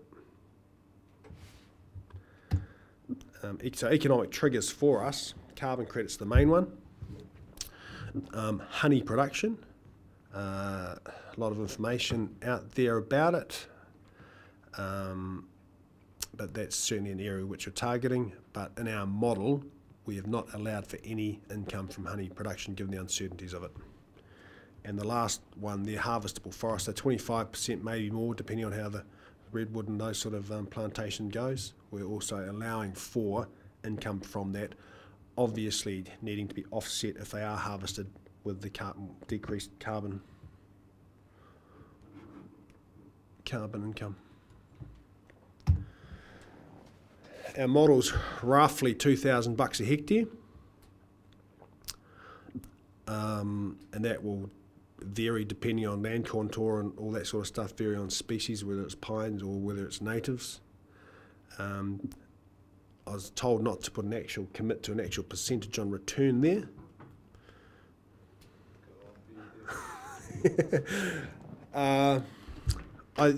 You'd be happy with it. As a Kahungunu Asset Holding Company director, would be happy with that return. And the way we can do it, because the carbon market is a derivative market as well as a commodity market, we can get that return from day one. It's not something which you need your trees to grow 5 or 10 years. Double figures? No, but depending on how the honey stuff goes, maybe. As meant. What's the minimum size property to attract your interest? So one of the issues with the carbon market, if you're a landowner and you've got 50 hectares, just say, and you've got 10 hectares which is slipping into the river, and you're going to make them fence it for whatever reason, it's an FEMP down Waipukura or whatever else, to enter that land into the carbon market with compliance costs and all the rest, it's not really viable. You'd want really 30 to 50 hectares of land in order to enter into the market. Now, then you get the question of species. Do you plant species quite expensive and slow growing, you know, or where the return's not as good as our model, or do you plant a pine which gets a fantastic return for the first 20 years, but then crikey, you got to cut it down and you got to pay a whole lot back, and you get a really one-off crack at it. So it makes it a bit difficult as a a landowner. It makes the decision a lot more difficult as to whether you enter the ETS or not. Hence, a lot haven't. With our model, we're essentially a carbon fund, which means that we're looking at a few hundred hectares there, maybe of pine, a few hundred hectares there of natives, a whole lot over there of whatever else. And that means that we can actually balance a lot of the risks, and we can probably generate a more consistent return over time.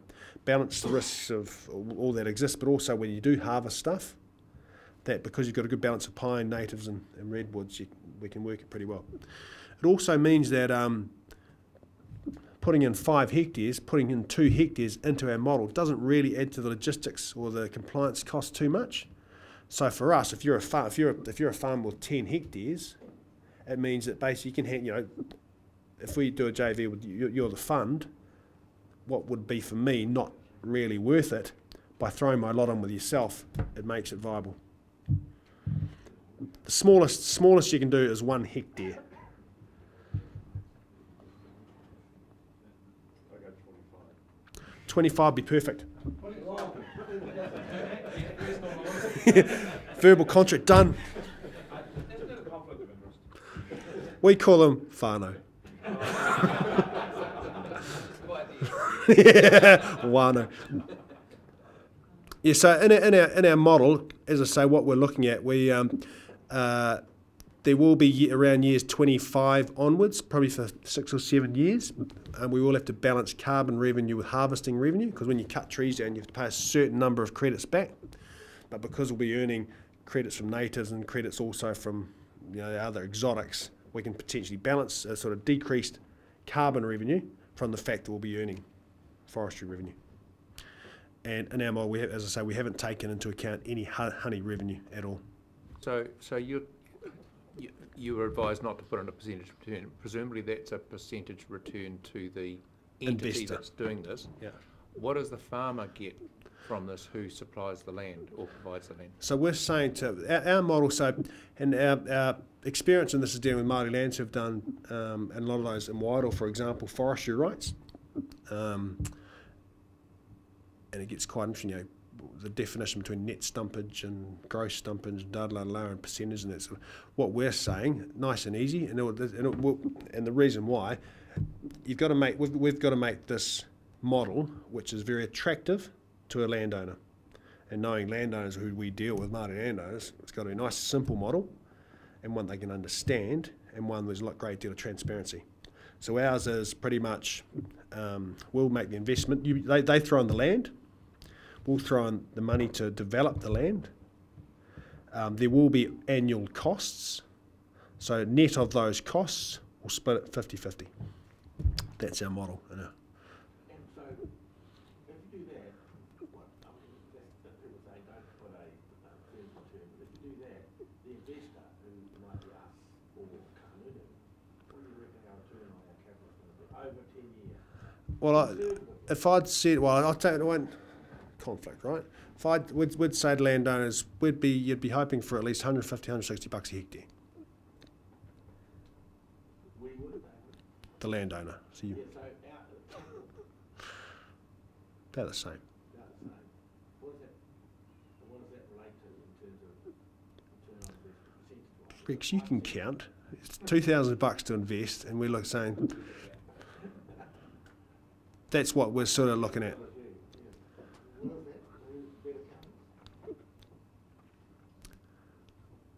But it has to be something like this.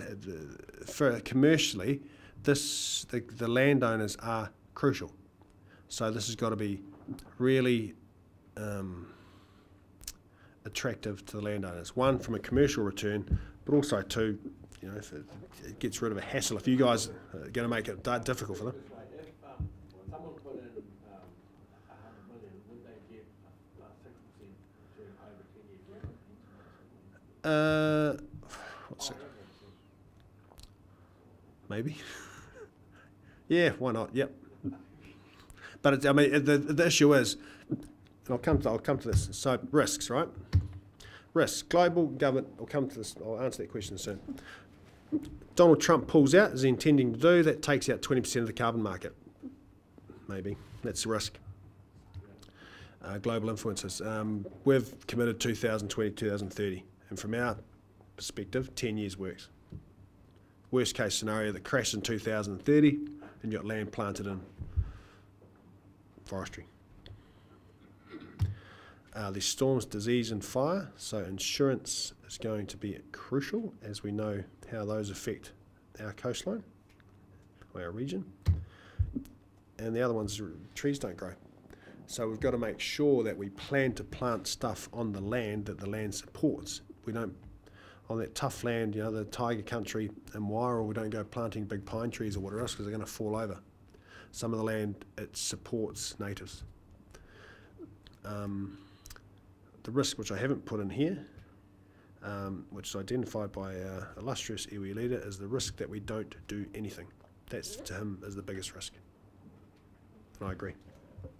Taine, one of the things we get asked often around our reforestation program is this ability to maintain the trees once they're actually in the ground. Is that included in all those costings that you've been talking about? Yeah. It's an interesting model, right? Because where a lot of that stuff, you know, we plant into harvest, maybe, probably not. So definitely the pines will be. You know, we're planting for honey. Does that mean, you know, we're like market gardener plantings? No, we're not. We're sort of we're planting for carbon growth. So it is it is a different model on how we'll be planting the trees. But with honey growth and carbon growth is definitely an influence when we're planting natives. And the challenges. Financing. You guys got heaps of money. Iwi hasn't, but we know that that's actually not really a challenge at all. There's a lot of people who want to invest in the emitters want to invest in this. It's the cheapest way for them to get their carbon credits and the less risk. Tree availability. This is a big challenge. Shane Jones got his liability to satisfy by 2030. It's not going to happen. There are not enough trees to plant. And basically, as I say, if we're planting 250,000 hectares, the Royal Wee in Hawke's Bay, that's going to take 20 years. That's 10,000.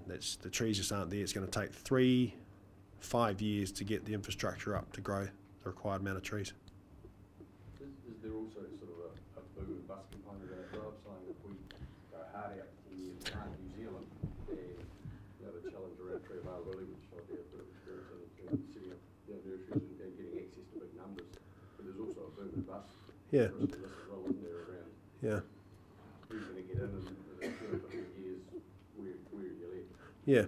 So, yeah, I mean, I know we can get a contract for sale of carbon credits for the next 12 years. So as a minimum, would say we need to plant the next 12 years land. But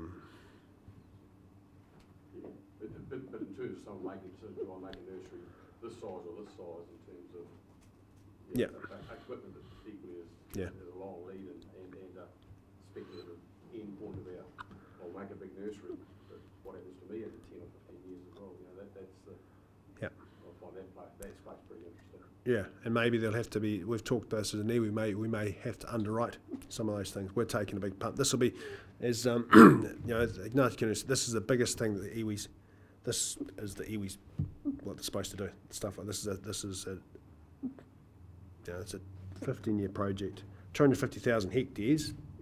That's $500 million worth of investment in one-off stuff, not counting all the flow-on stuff. Yes, it is a risk. we've basically, he's got the, we're going to go, we're down this track. So we've discussed whether we, in order to get it going, we do have to invest in some of this infrastructure stuff. But in fairness, it's a commercial risk that everyone takes. It's like living by the coast.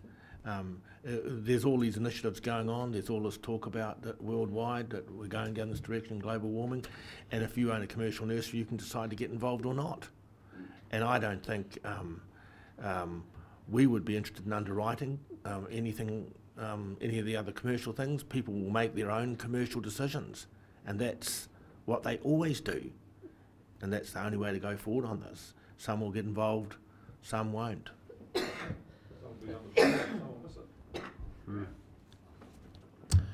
And last one, come back to it, land procurement is the biggest challenge. Without the land, you've got nada.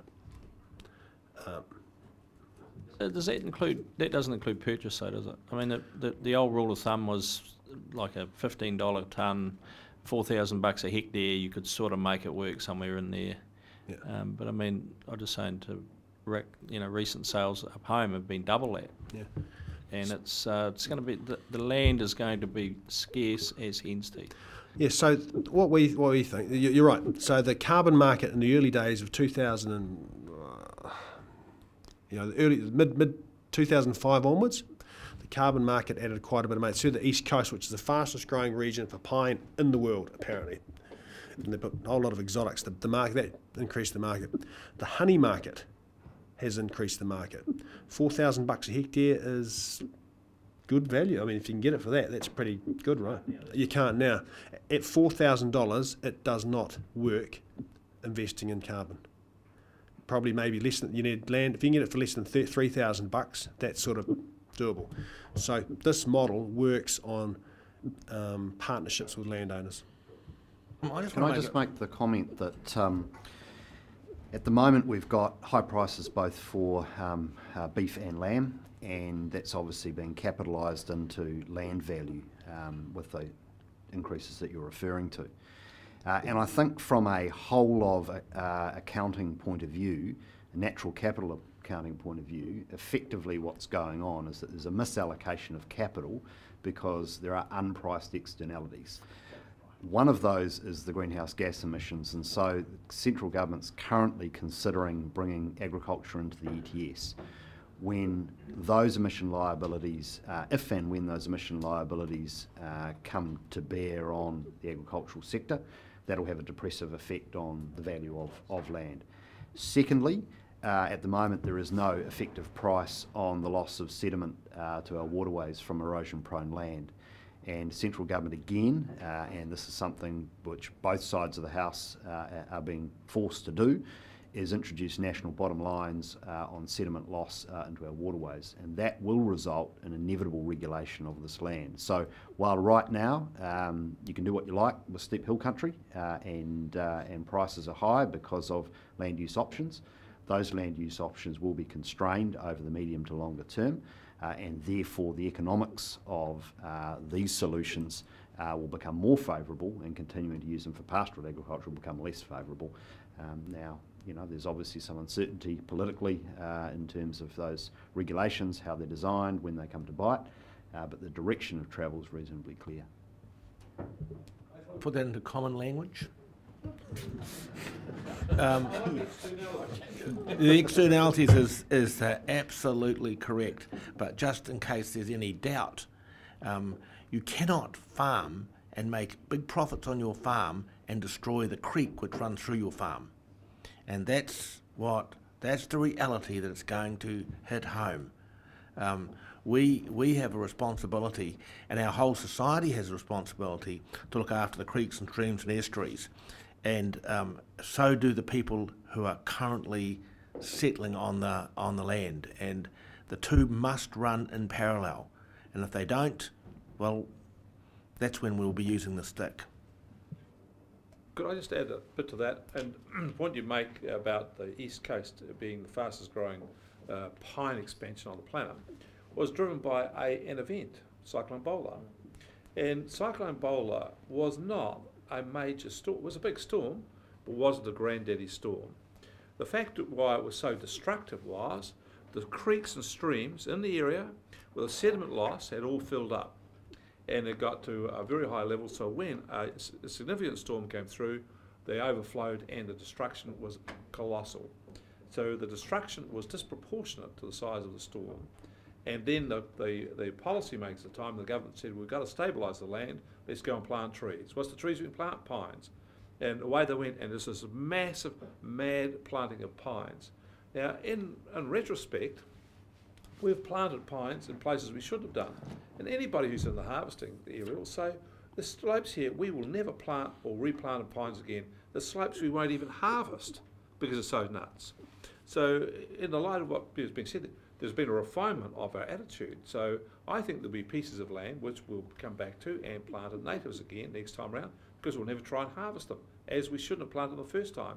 So I think the other factor I'm putting into this is, I think my impression is our thinking has become more sophisticated in the way we manage these things than what it was in reaction to Cyclone Bowler. So I'm accepting what Rex is saying, and the problem remains sedimentation. That was the model then to fix it, plant pines. We're now going to come back and do something different. The same problem, different solution, but our thinking will be more subtle and complex, I think, in the way we approach it, which is a good thing. Also, Cyclone Bowler, I was day 2, we were tramping Lake Waikaremoana, by the way, 4th form. Got a bit wet. But it destroyed that part of the crayfishing, Cray 3 area. So it still hasn't recovered. It's one of the best areas. Where Cyclone Bowler affected, it's basically still hasn't recovered. Whereas if you look around Mahia, and it's probably as good as anywhere in the country.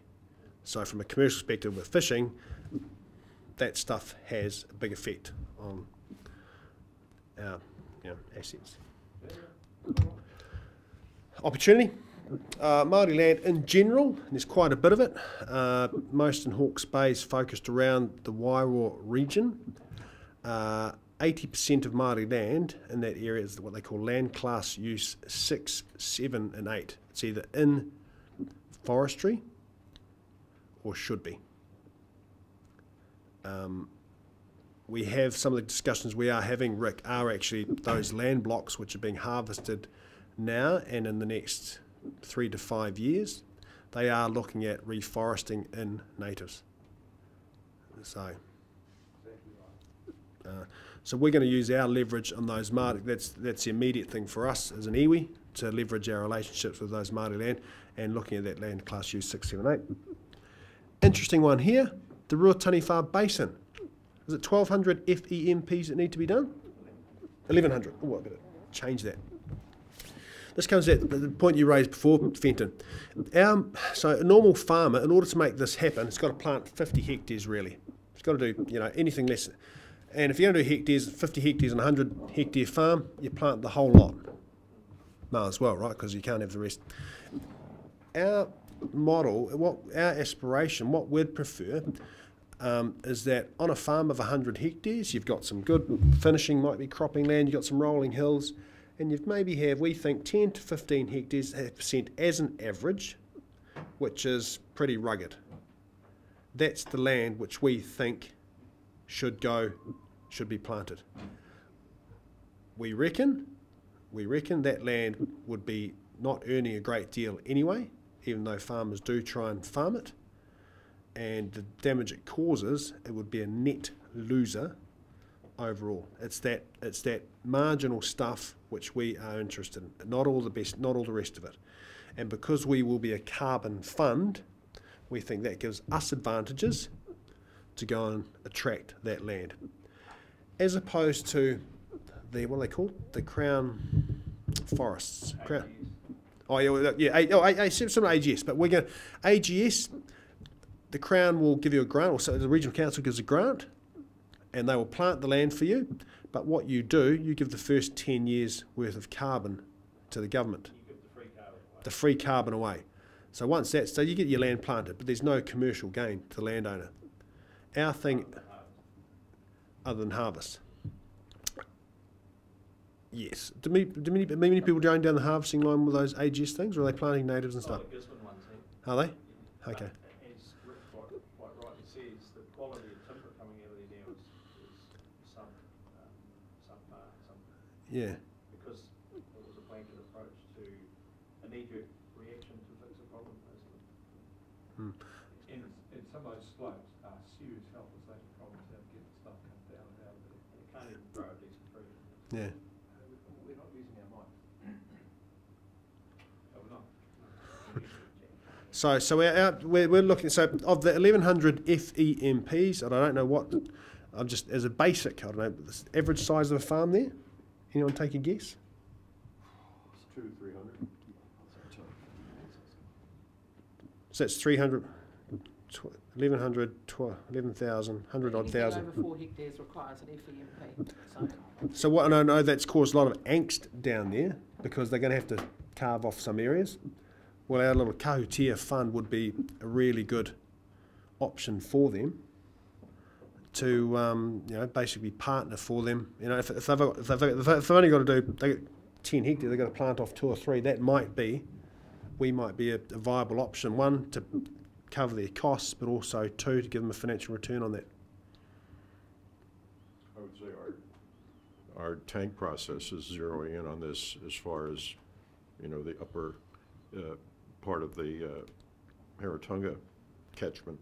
And so that map you showed, the modeling that we're doing in the tank process is really identifying on a farm-specific basis where tree planting will have to be part of the mitigation strategy for sediment control, which is going to be our major environmental issue with the catchment. So people are being driven in that direction by the tank process at this point.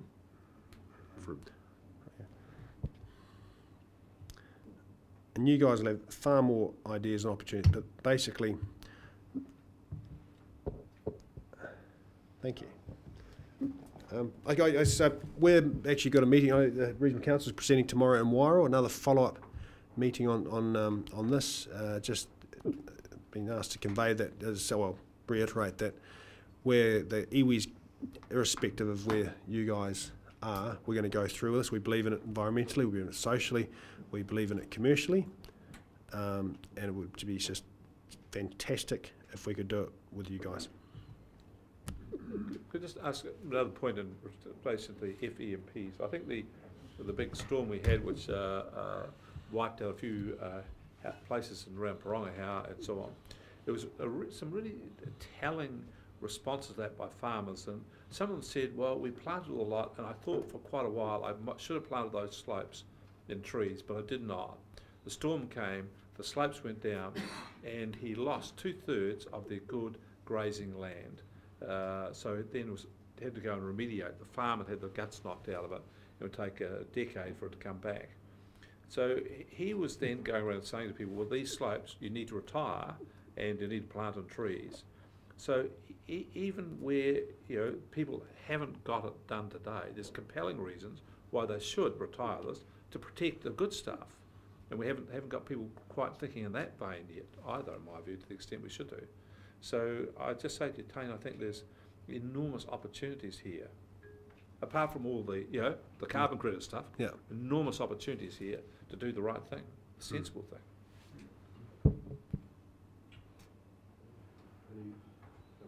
Yeah, thank you, Chair. Thank you for the presentation, Taine. I mean, to me, when you pointed out those risks and the challenges, and the key one to me is getting access to the land, because you mentioned that all the way through your presentation, and that's a pretty fair comment. But I think I think this makes it attractive for any landowner to be sitting there and give this sort of some real consideration, because there's a whole bunch of stuff in there that, like you say, if you make the deal pretty straightforward that everyone can understand, then it's easier for them to take it up, because otherwise it does become a complex issue. Yeah.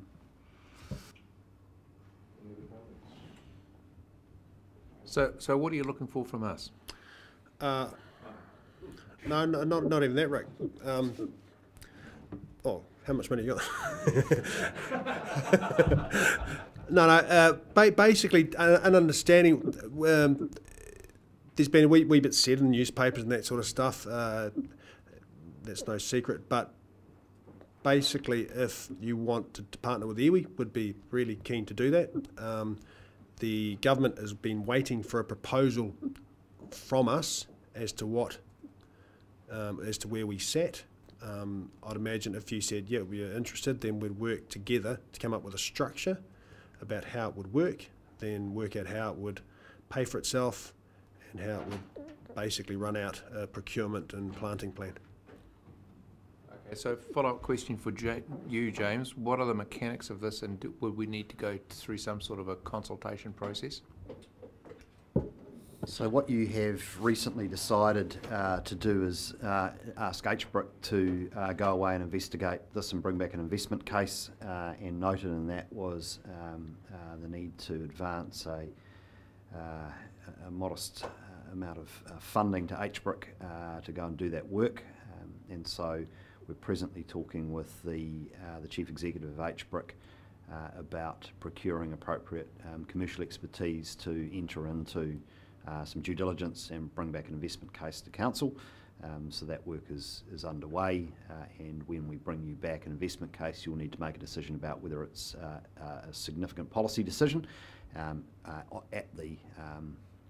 At the outset, it's our expectation that the level of investment we'll be talking about will be significant and will warrant further public consultation, and certainly that's what's been signalled in the long-term plan consultation document.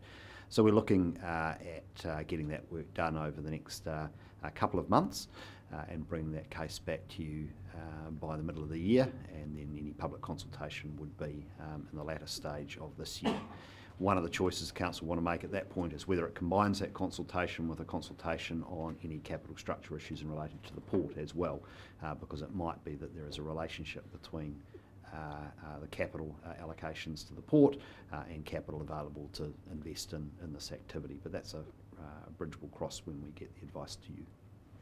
So does that, awaiting that process, does that interfere with our ability to make deals like the other one you referred to in terms of selling our current credits that we might have available?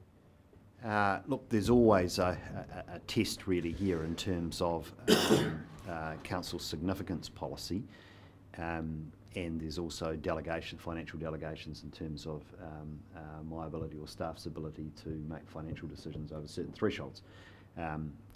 So to do anything really significant with our current carbon portfolio would need to be a decision of council, given the sums of money we're talking about, and then you'd need to make a decision at that point about whether or not you felt that in and of itself was significant as well. My advice to you is that we consider our current carbon portfolio and forestry portfolio more broadly as part of the investment case that we bring back to you, and essentially we bundle all these issues up into one integrated process.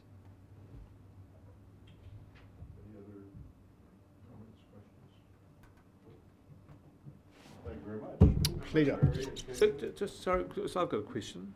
I was just thinking about it. What are your timelines here? So do you have any particular markers in the ground where you would be making decisions on that we should be aware of, so that we need to be telling you what our intentions are, where we're going at a certain date? We're hopefully going to do... I wouldn't want us to sit here and think about it for a while and then turn up to you, knock on your door and say, oh, sorry, we've made all the decisions on that, we've moved off here. Yeah.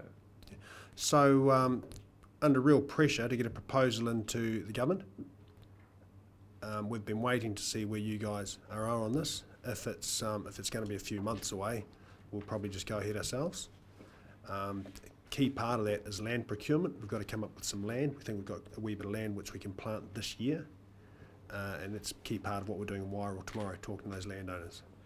So the submission you're doing to the government, do you want it to be a submission, I presume, is to the Shane Jones's fund? Do you want it to be a Nikki HBRC submission, or are you do you want it to be a Nikki submission supported by HBRC? I'm not sure. I don't know the politics around it. Well, it's one's in front, one's behind, or we're going hand in hand. I think hand in hand would be a heck more powerful. As I said, the big part, we've been told, the big part of this proposal that we've got to put to them is we're going to go with land as well. Everyone's got the money, everyone's got the model. We're going to go to them with land, which we can do. If we were to go with the regional council as partners or whatever else, that makes the proposal that much better.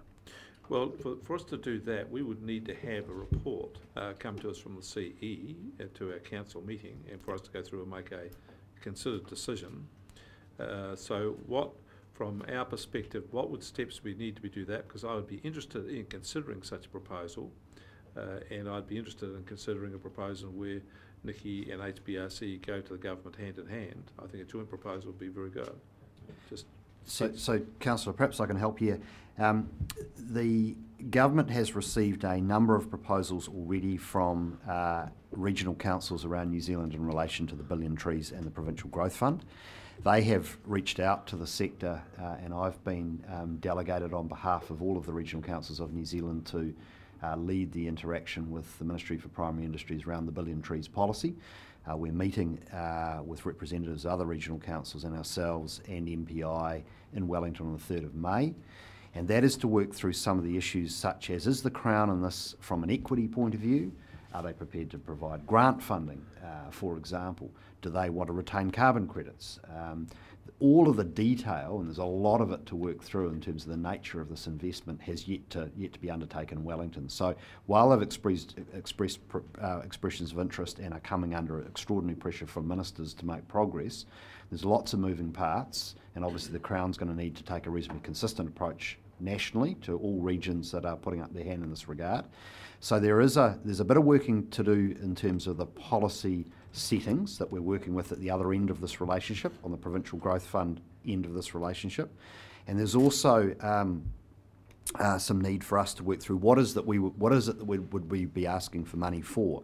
If we were asking for, say, some hundreds of thousands of dollars for a feasibility study and some analysis over where the opportunity resides in Hawke's Bay, that's one thing. If we're asking for Crown capital investment, then there are thresholds for which things need to go to Cabinet. If it's a Cabinet decision, we can expect that we're going to need a better business case. Treasury will be all over it, and there'll be extreme rigour put around those arrangements. So we are currently talking to central government about whether or not we just put in a bid to essentially fund some more commercial analysis here, and that's the most immediate step, while all of that policy work is worked through. So we're not in a position today to be bidding for tens of millions of dollars worth of Crown investment, and the Crown is not in a position to receive such bids because it hasn't worked through how it's going to invest either. I'll just say, sorry, irrespective of what the Crown does, from there we want to go and plant this year. So we're heading down that line. Could just follow up on. We'll just follow up on that. That's all very well and good, James, but you've answered a different question to me. The question was, you've answered is, are the government ready to hear what we want? And you've told us probably not. But what I was thinking about is, when we're going to approach the government, how do we approach them? And do we approach them, Nikki by itself, or do we approach the HBRC by itself, or do we approach them jointly? And I'm interested in exploring the option of us doing them jointly. So I think that's a question we can answer before we get the government get themselves organised. So I'll look on that, and I agree with Taine that it'll be more powerful if we go hand in hand, and certainly with Kahungunu, but potentially with the territorial authorities in the region as well, such as Wairoa District Council, who have an interest in the space as well. So look, the stronger the consortium, the stronger the bid, no question of that. But there's obviously some working to do in terms of what does the relationship look like in commercial terms before we make any formal commitment to go hand in hand. But I would have thought we could have had a decision. So this is what's happening here. A paper come back and say, in principle, we're recommending that we do it jointly, and then so we can do that. And having got that principal decision, drill down layer after layer to how it might work out. I think at the moment we have no in-principle decision. I've been told here that Nikki's going to make their application in the next 2 or 3 months, and if we're not with them, they'll do it on their own. Well, I would like to have the opportunity to do it with them, and I just think we can't do that by your decision. We have to do that by a council decision, and I want a paper to come back so we have that decision in principle, consider it so we can make a decision. Doesn't it, it seems to me like what you're really saying is we want to unbundle. The first decision is whether we see an opportunity here with Nikki to partner, whether or not we get involved with the government, That's exactly right? So, you know, that seems to me the prior. We've heard a case put to us as to why that might be to our advantage to do. We can analyze whether that's a partnership we're interested in independently, it seems to me, of whether or not the next step is going to the government for money. Because it sounds like you're proceeding whether or not. Yep. Our discussions so far have been, we're inclined to proceed whether or not. We are proceeding whether or not. Yeah, so if the initial decision is some kind of certification, confirmation of a partnership with these folks, what's impeding us from reaching that decision? So there's nothing impeding our decision to, in principle, explore an opportunity here. The difficulty is that your budgets require you to get a rate of return on your capital, and what we need to do is provide you with evidence that you can be assured of that rate of return, and that is the due diligence work which HBRC is being empowered to do presently. That can be a subsequent decision. Indeed, so an in principle decision's fine, but before we commit the council's and the ratepayers' financial resources, we need to be satisfied that the numbers stack. That's the next decision. So everybody knows my prejudice on this subject, but just for the record, I'm going to say it again. We can't do this alone. We're committed as a council to have partnerships with Taine and Whenua, and that means partnerships with all the vehicles of Taine and Whenua, which includes the treaty claimant groups, and I'm speaking to them tomorrow. But we have right in front of us a opportunity to get into partnership with a serious Taine and Whenua group, probably the most serious in Hawke's Bay. It's the only one that covers the whole Ruahi in itself. But admittedly, it's based on fisheries, but nevertheless, they have an elected chair which is elected through the whole Ruahi, so they're a substantial group, and I think we should grasp it. We can sit around here and procrastinate. Certainly, James, we need to make sure the business plan works. I mean, absolutely. We have to test the numbers and make sure it works, but we are going to be investing in reforestation at two levels. One, at a level that isn't going to give us a return on investment, that's that 30 million, but we've committed to put 100 million into reforestation, and we need to get a return on our investment. We're not saying throw 100 million before we test that, but I do suggest that we could form a JV with the iwi and get on with this and start doing the due diligence that's required, testing Taine's numbers and testing the risk. So I don't think we should procrastinate on this.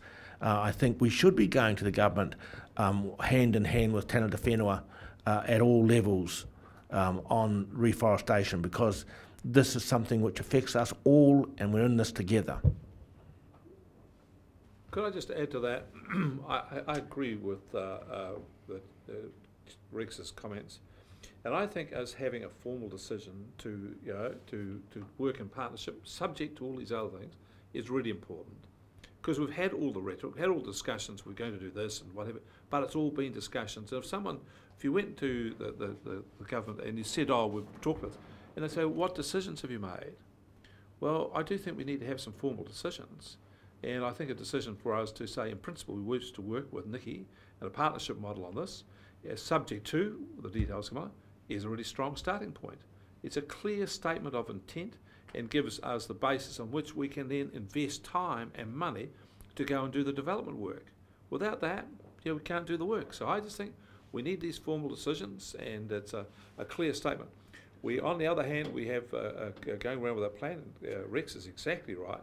We're asking ratepayers to support us for a substantial investment in forestry, and if we're going to do that, we're not going to do it by ourselves. So we need to have partners, and I just think it's a good thing to give on the deck. So I invite the staff to send us a paper which is appropriate with all the caveats that you will need to put in there. I understand that and accept that, but we need an in-principle decision. So just to reiterate, you have made a formal decision to explore investment in this case, and you have unleashed HBRC to the tune of $200,000 to undertake due diligence, and that process is now underway. just wondering, Mr. Chair, you're at the point of a resolution or a recommendation?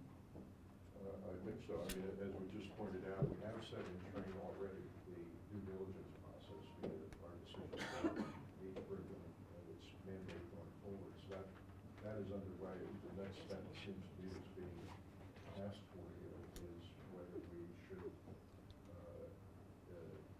entertain a formalizing in some way of our interest in part of these fellows.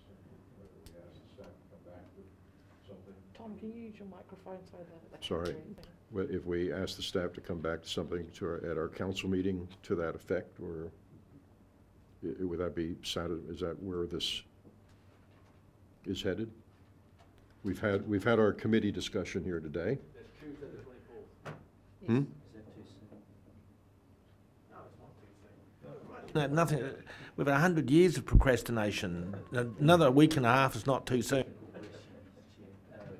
So I am looking for a motion of some sort that says let's get a proposition put before us at the next council meeting to formalize a partnership interest. I think the motion needs to simply say that the staff bring back to the first available meeting a paper setting out the issues to be considered with a recommendation for a partnership with Ngāti Kahungunu Iwi Incorporated on a tree planting program. Happy to second that, Mr. Chair. Your second, Manu? Any other discussion of that, Councillor? Yes. I just want to ask James a question. Is that's not in conflict with what you just told us we've already agreed to do? No, that's fine. Okay. Any other discussion? Yes, there is. Sorry, you're... No, I'm happy to waive my... Okay.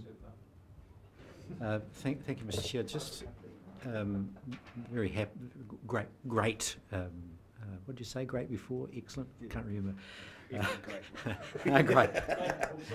Great presentation, Taine. Thank you for that, and we're very pleased to have some of your skills on that.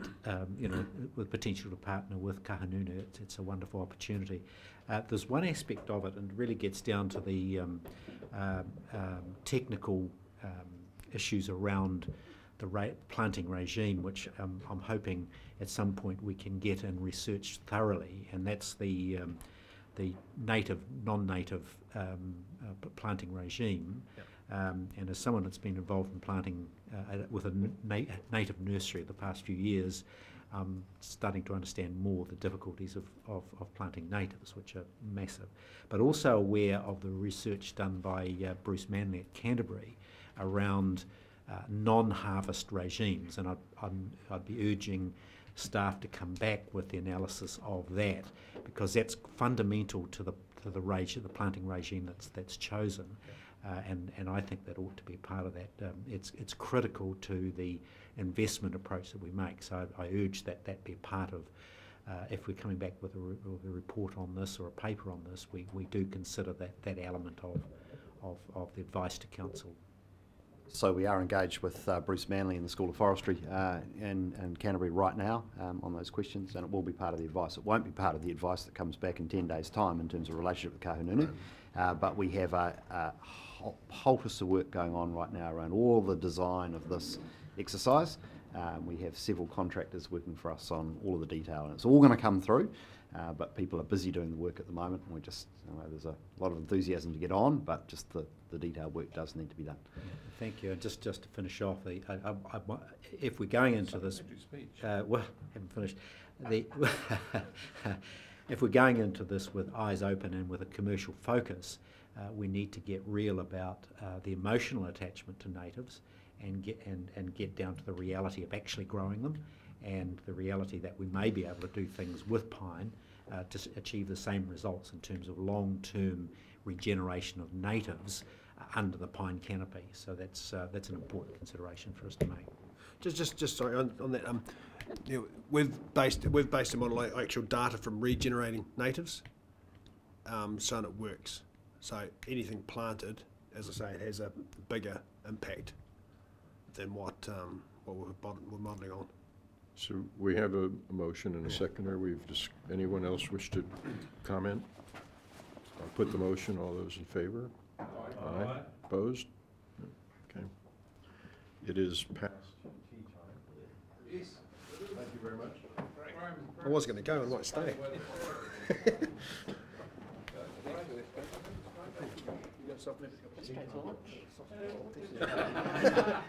can have the cup of tea.